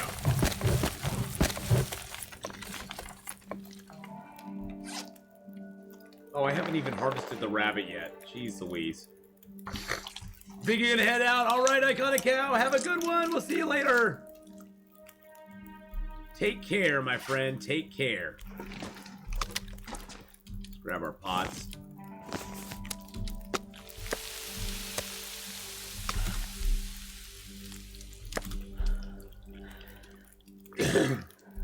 Oh, the robot death camp. Oh, that was horrible, wasn't it? It's like, oh my god. That was that. Yeah, that did to me as well. That did that was that. I didn't like that at all. That was like, nope, nope, nope, nope, nope, nope, nope. The shore scene. Is that the one? Is that the one when they reach the shore? Well, see, on that run, they reached the shore. Luther got killed. Kara got killed, but Alice made it. Alice was able to survive and go on, so.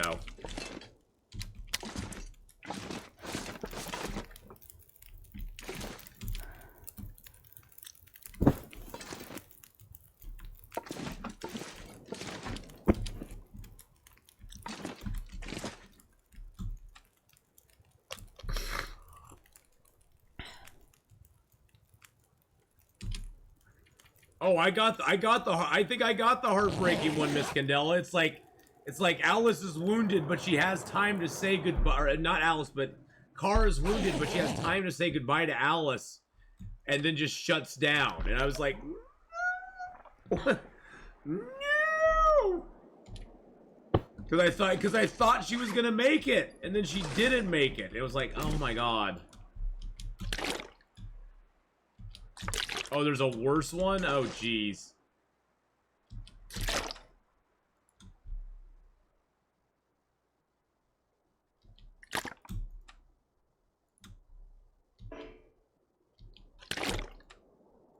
The scenes with Angry Todd guy, yeah, those are the hardest. Those are the hardest for me to watch and not take action, because I just want to beat the crap out of Todd.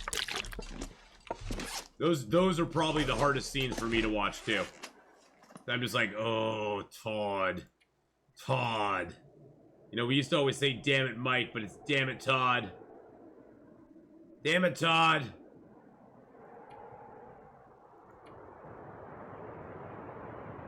Really? It's gonna be windy down here?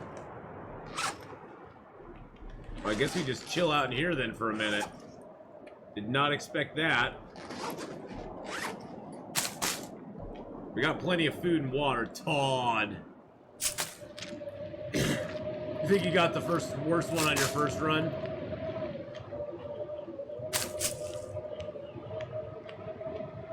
Well, I mean, when you realize what Alice is, you kind of like understand. Todd becomes a little more of a sympathetic character, but he's still a jerk. I'm not saying he isn't, but I like how they make it so Todd is not. It's not like Todd is just evil. You find, you know, from what you find out later.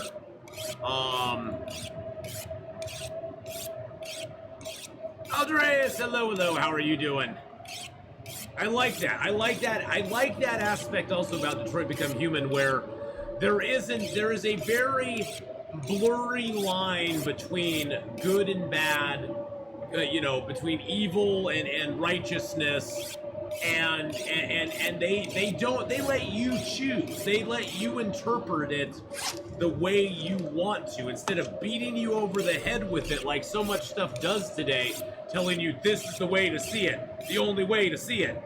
They let you decide what path you're going to go on, and you can play it in many different ways. You can play the good guy, you can play the sympathetic character, you can play the hard ass, you can play a very snarky bad person if you want to.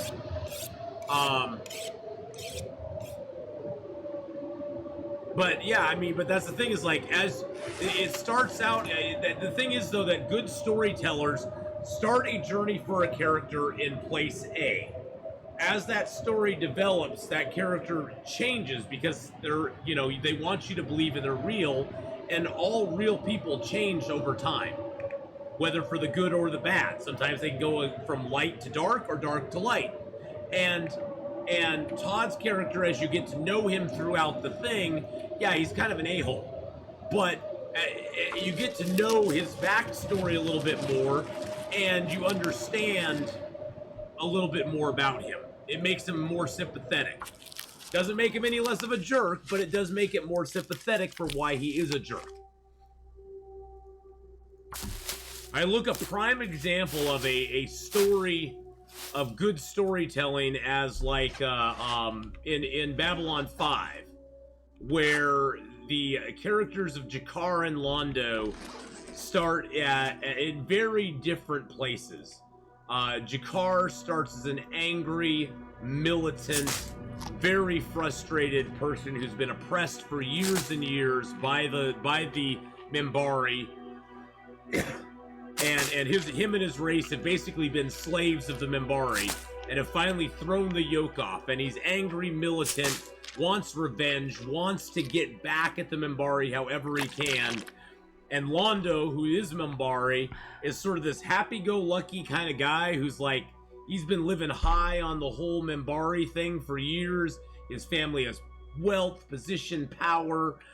He's trying to make his own position and power even greater.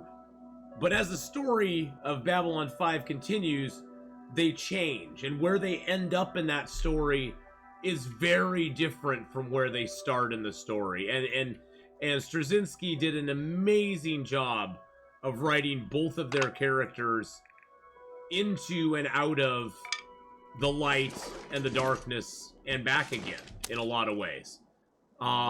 Just an amazing job on his part writing those characters. They're my two favorite characters in Babylon 5.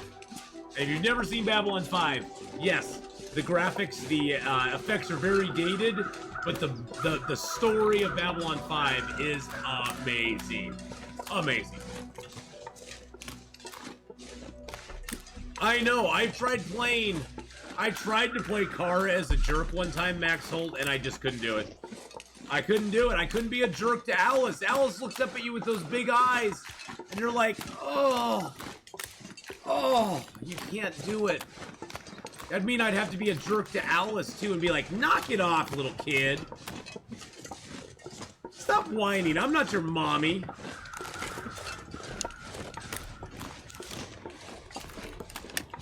I've returned. Turns out I have one coolant line with bad leak, another about to blow. Whoa, that would have been bad going down the road. You would have overheated fast.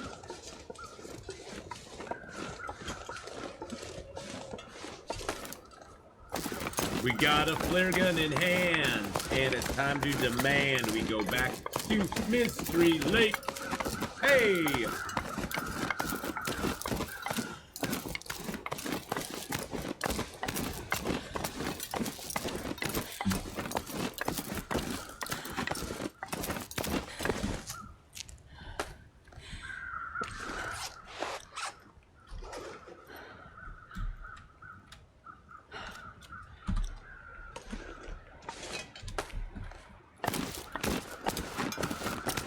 shop guy said, "Oh yeah, you'd been on the shoulder somewhere." Well, I'm glad, Blind Mouse, that you got it taken care of now, instead of having to take care of it later. Surhoff, hello, my friend. How are you today? Hope you're having a good one, Surhoff, and life is treating you well.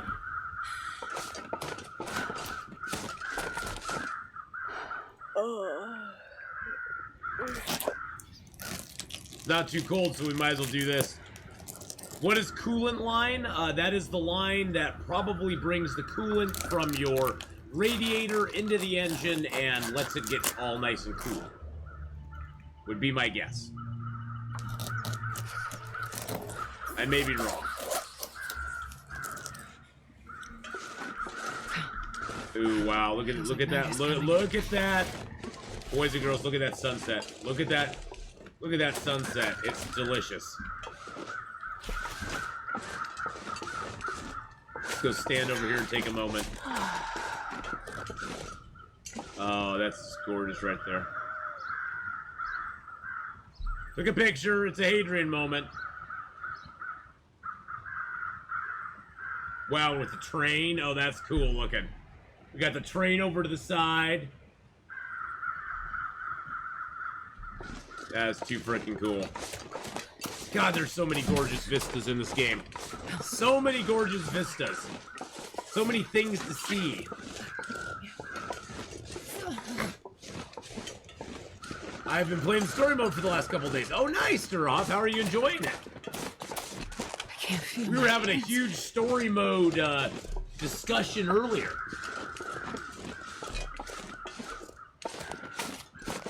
About the pros and the cons of the story mode, about them bringing more stuff out, adding stuff in, taking stuff out, what we were hoping and expecting, what we were longing for, what we wanted, what we didn't want, how excited we were, who was the most excited for story mode, chapter 4 coming out, who wasn't.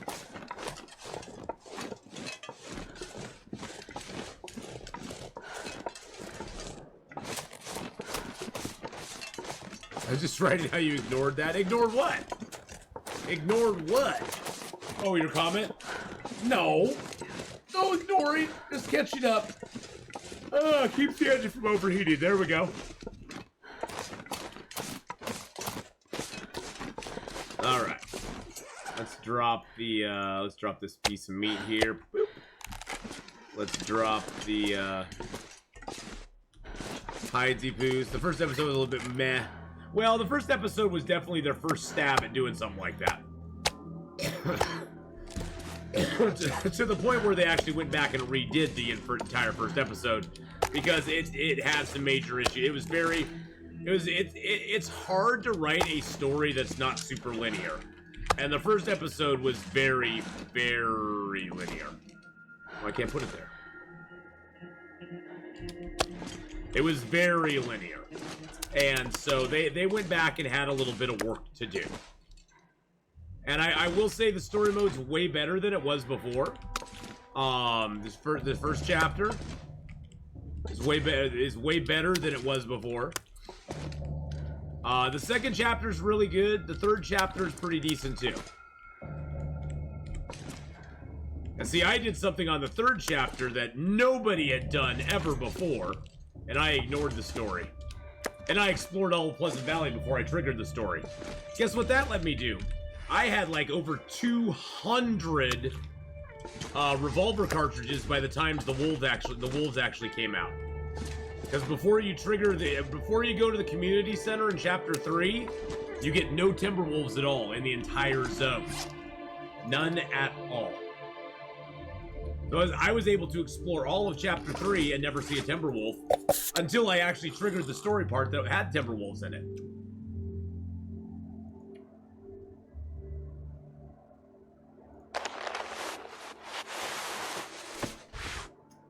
You also had heads up that would be the case? Well, I chose though. So I went everywhere except the community. I know, people were like, when you go to the community center, that's going to continue, that's going to trigger things. And it was weird because after we triggered them, we never saw regular wolves ever again. The regular wolves were just never in. Yeah, so I went everywhere except the community center. We were like, go to the community center. I'm like, no.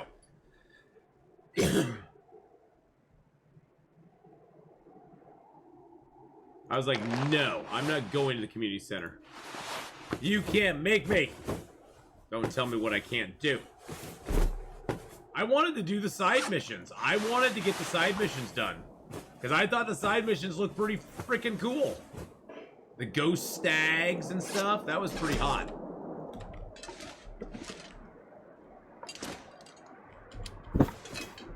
Yeah, I didn't want to be mired down by the dang Timberwolves. We had a lot of ammo. We had a lot of ammo by the time that happened.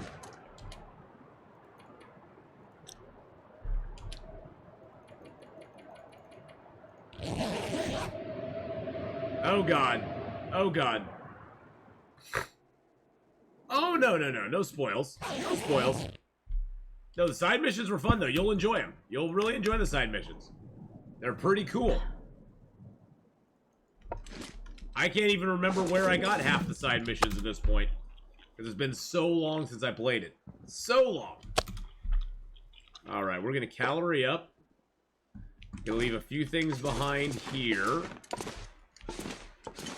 Got 5 fresh deer hides. How many do I need for pants? I think I need 3. I need 3, okay.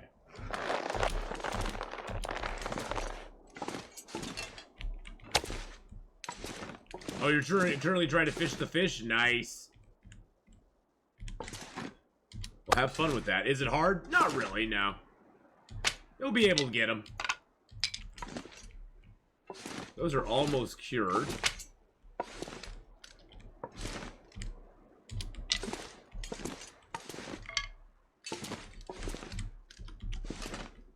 Don't you have to fish him at Pensive Pond in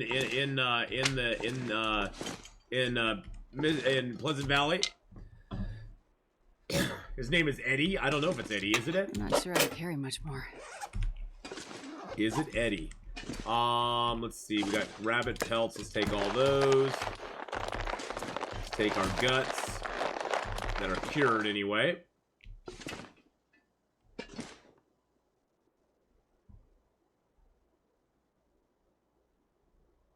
Guess I could take a couple of other guts as well. Some high cured ones that are really close to being cured.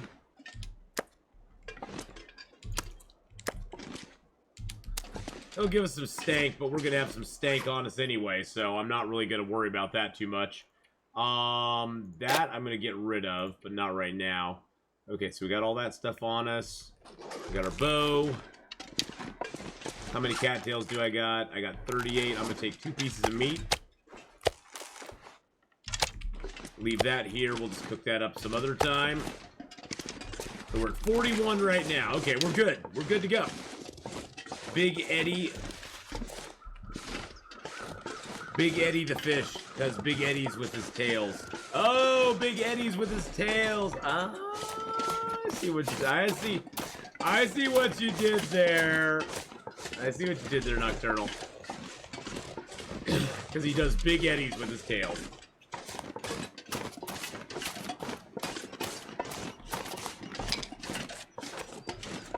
So we didn't get a bedroll in Winding River. We did not get one at the camp office. So our bedroll's actually going to be at Allen's Cave. At the hunting blind by Allen's Cave is where our bedroll's going to be at. We're gonna have another bedroll there, I guess I should say. We already have a bedroll that we got in Pleasant Valley at the cave right there by the crossroads. We got that bedroll, but we haven't got a bedroll for Mystery Lake yet. There's always one in Mystery Lake, either at Winding River, at Allen's Cave, or at the Mystery Lake camp office itself. And sometimes when you get the one at the Mystery Lake camp office, there's also another one out on the lake in the bears little hut out there. So, alrighty, let's go. Time to move it, move it. We like to move it, move it. We like to move it, move it.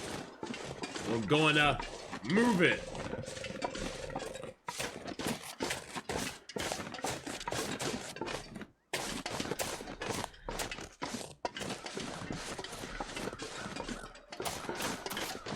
That hill made me a little nervous. Oh, jeez.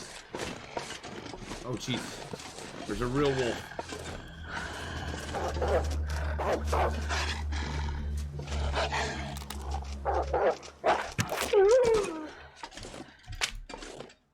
Alright. That's a health wolf, too. That wolf would have been... That wolf would have been bad. Thank you for the ducky eggs, though, by the way. I appreciate that. Thank you for the ducky eggs there. Ooh. So, Sturhoff, which side missions have you done already? Which ones have you done? God, I could have taken that deer so easily. He just ran right at me. Could have been so dead. Why is everybody posting up on Facebook? Oh, I posted those pictures there, didn't I? I posted all those pictures up. Those are a bunch of pictures that I put up there.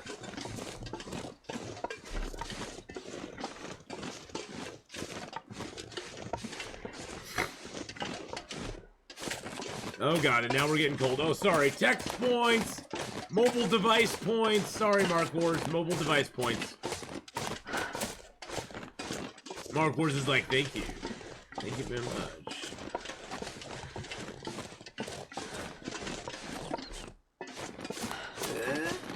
We'll peek over the hill here. I don't know if the wolf's down here or not. There's a wolf that ranges all the way from here, all the way up to the other little passage there. If he's not here, he'll probably be up ahead of us, but I figure we might as well get a backup bedroll right now. Oh, jeez. Nocturnal Druid, thank you for the 100 bits there, my friend. I try to never break down my bedrolls in this game because, honestly, later in the game, your bedroll could get ruined by a wolf in one hit. And so it's always nice to have a backup bedroll. So usually I will leave a backup bedroll for myself at some strategic location. Usually the Mystery Lake Camp Office or the Carter Hydro Dam, both of which I go through on a rather frequent basis. Usually the Carter Hydro Dam is the best of the two to leave it at. But the Camp Office works as well. And that way, if your bedroll happens to get destroyed by some big nasty, you can come back and get the other one. I think in my As the Dead Sleep challenge, I had a bearskin bedroll. That thing got destroyed by a wolf attack. Yeah, that happened.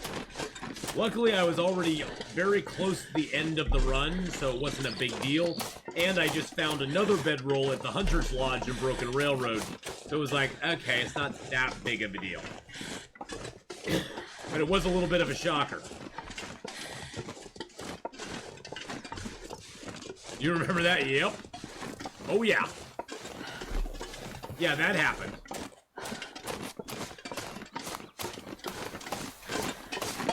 Got some birch up ahead of us here. That's nice. Leave that at the camp office to cure.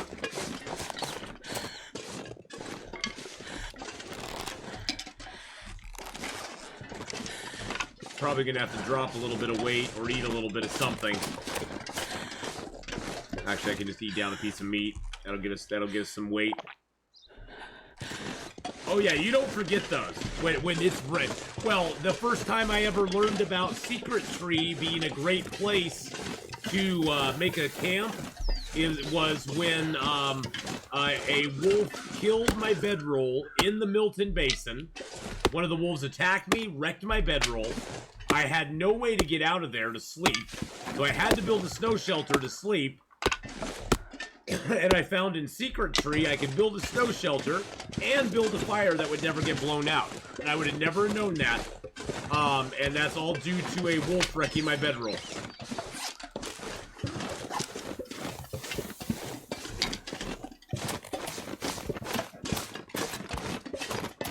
So, yep, even though they're rage-inducing, sometimes they're good for us as well. Sometimes they teach us a lesson that we needed to learn. Or show us something new we never thought of before. I like how the sun is like halfway in my screen up there. I mean, I could look up, but it's cool. It's like halfway in my screen. It's just a slowly glowing orb.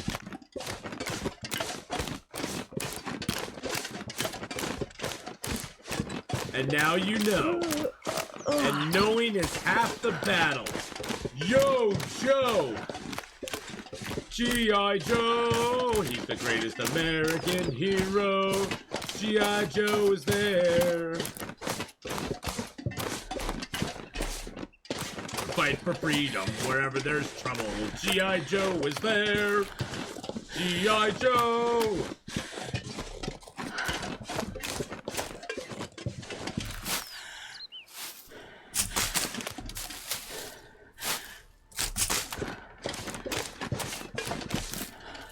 We're gonna be overweight here in a second. He's getting too heavy Yep, to carry. I knew we'd be overweight in a second. We picked up too much stuff to not be overweight.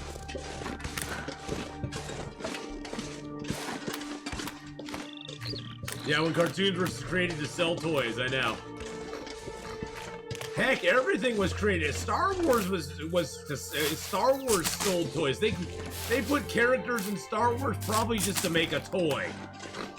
Especially by the time the third one came around. What do you think Ewoks were, other than to sell toys? Yep, greatest American hero, yep. Believe it or not, I'm walking on air. I never thought I could feel so free. I love Greatest American Hero. Greatest American Hero was awesome. That one was just amazing.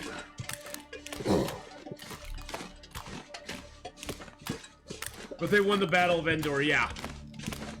Yeah.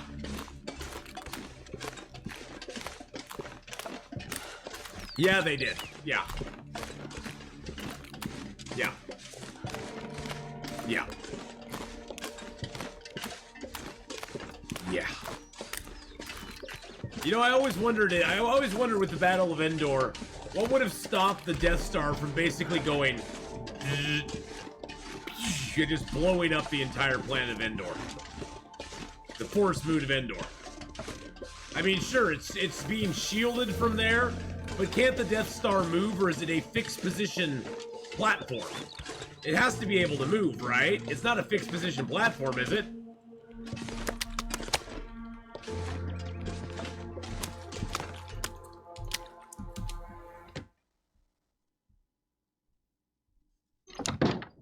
Tell me you can see this. Hold on a second. Hold on.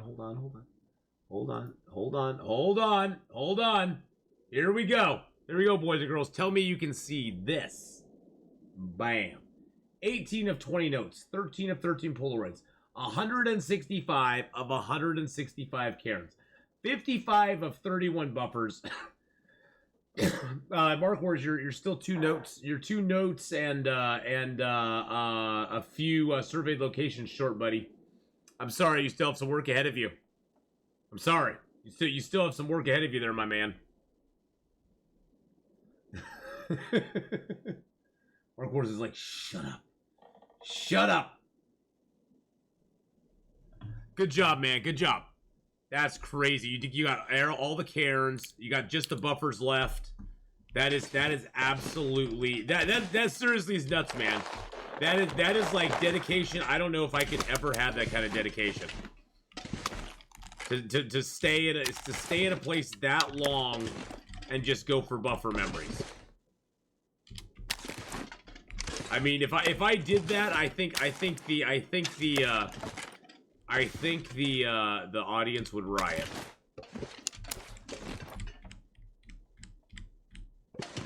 They'd be like, yeah, no thanks.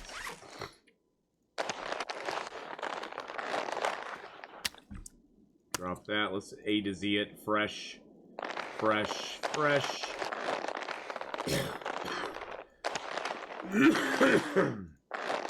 Oh, those are all cured? Everything else is cured here? Alright, well, let's drop all those. Heck yeah, we can make our rabbit skin gloves finally, boys and girls. Finally. Yeah, I don't know if I would have the patience to do that, man. You have an immense amount of patience when it comes to that.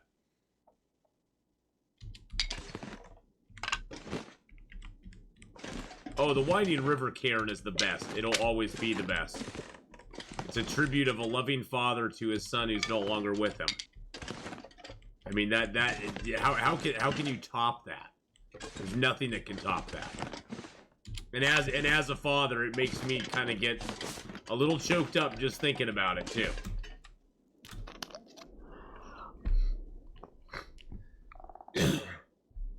All right, let's make our rabbit skin mitts because we have really crappy gloves.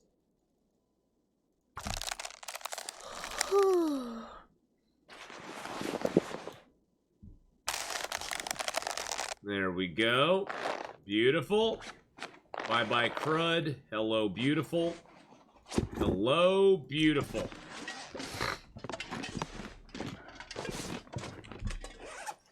All right. Tired. I guess I might as well leave some of this stuff here. Do I really have hardly any water? Oh yeah, I left most of my water there. Let's leave arrow making stuff here. I mean, we're gonna make some more arrows before we go. We do have 3 more birch and a maple, and put a couple guts in there for that. We got these pure deer hides here. We're just gonna leave out on the floor. Those are to make our deerskin pants, which we want to make, but I'm not going to do it right now because I have no water.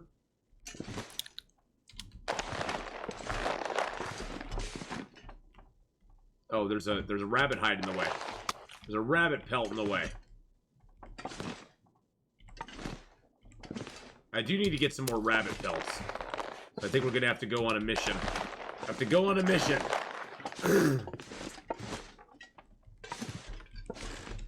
How can you do this 20 plus days? Do what 20 plus days? I mean, we're only on day, what, 22?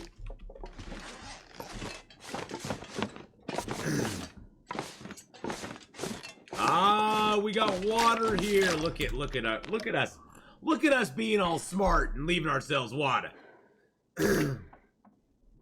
All the closed bow and arrow and stuff. Oh, well, it's knowing where to hit early game.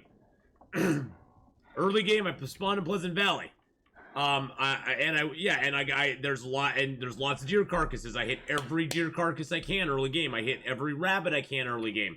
I went to the Pleasant Valley. I went all through the plane crash, Skeeter's Ridge, Draft Dodger's Cabin, the farmstead, the barn, the Thompson's Crossing, the Crossroads House, the rural store, the cave, the Pensive Pond area, up to the radio control it. So in the first 6 days, I spent all 5 of my first 5 days in this game basically looting the entire zone of Pleasant Valley.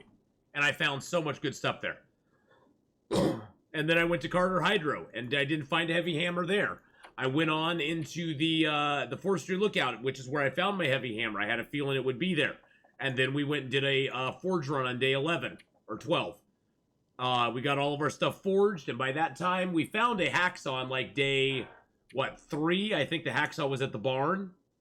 And so we already had birch and maple curing in Carter Hydro from like day 7 on.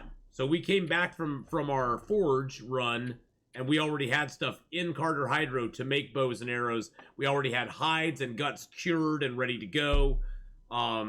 It's a lot of it at Sturhoff, especially early game, is about preparing for the game, basically preparing for getting that forge run and wanting to make up your clothing and your gear.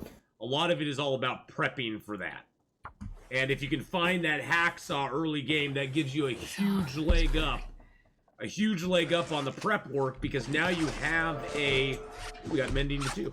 Now you have birch and maple that you can get, which you usually can't get until after you have the hatchet made. So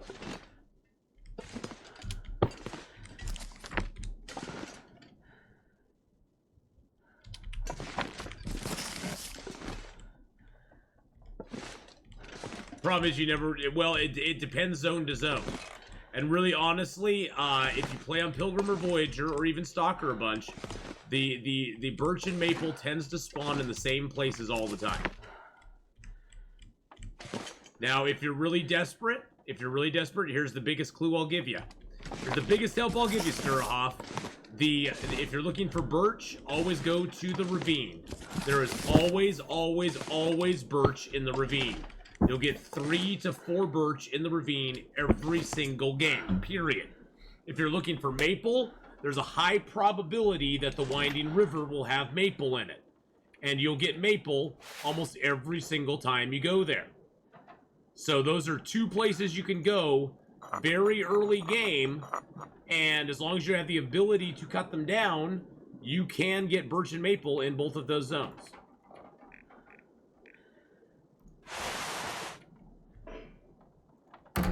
So that's where you want to head early game if you're looking for birch and maple. I showed in Pleasant Valley. If you watch the very early part of this adventure, Sturhoff, you'll notice where there were birch and maple along the way, and I did show up by the radio control hut up there. There's sometimes a maple that spawns, and also there's some birch that spawns down towards Winding River, or the big curve, the long curve, whatever it's called. And then there's some birch that spawns near the radio control hut as well. So there's birch and maple that can spawn by the radio control hut area as well. So that's a good place to look too.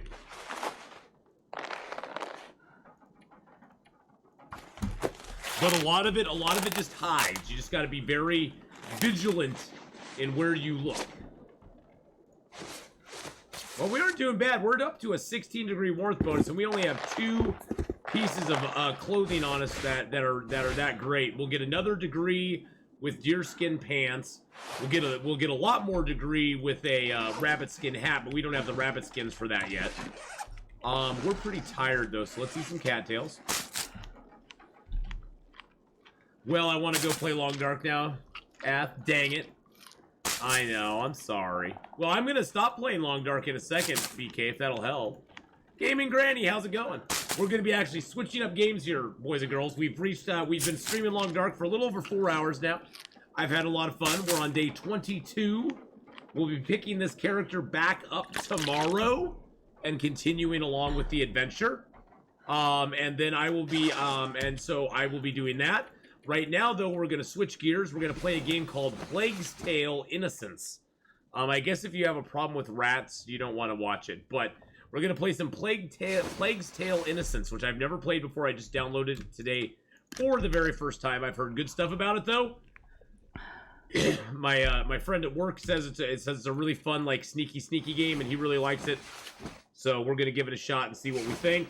If we aren't digging it, we'll switch up and play something else. I mean, there's nothing saying we have to stay with it. So, oh,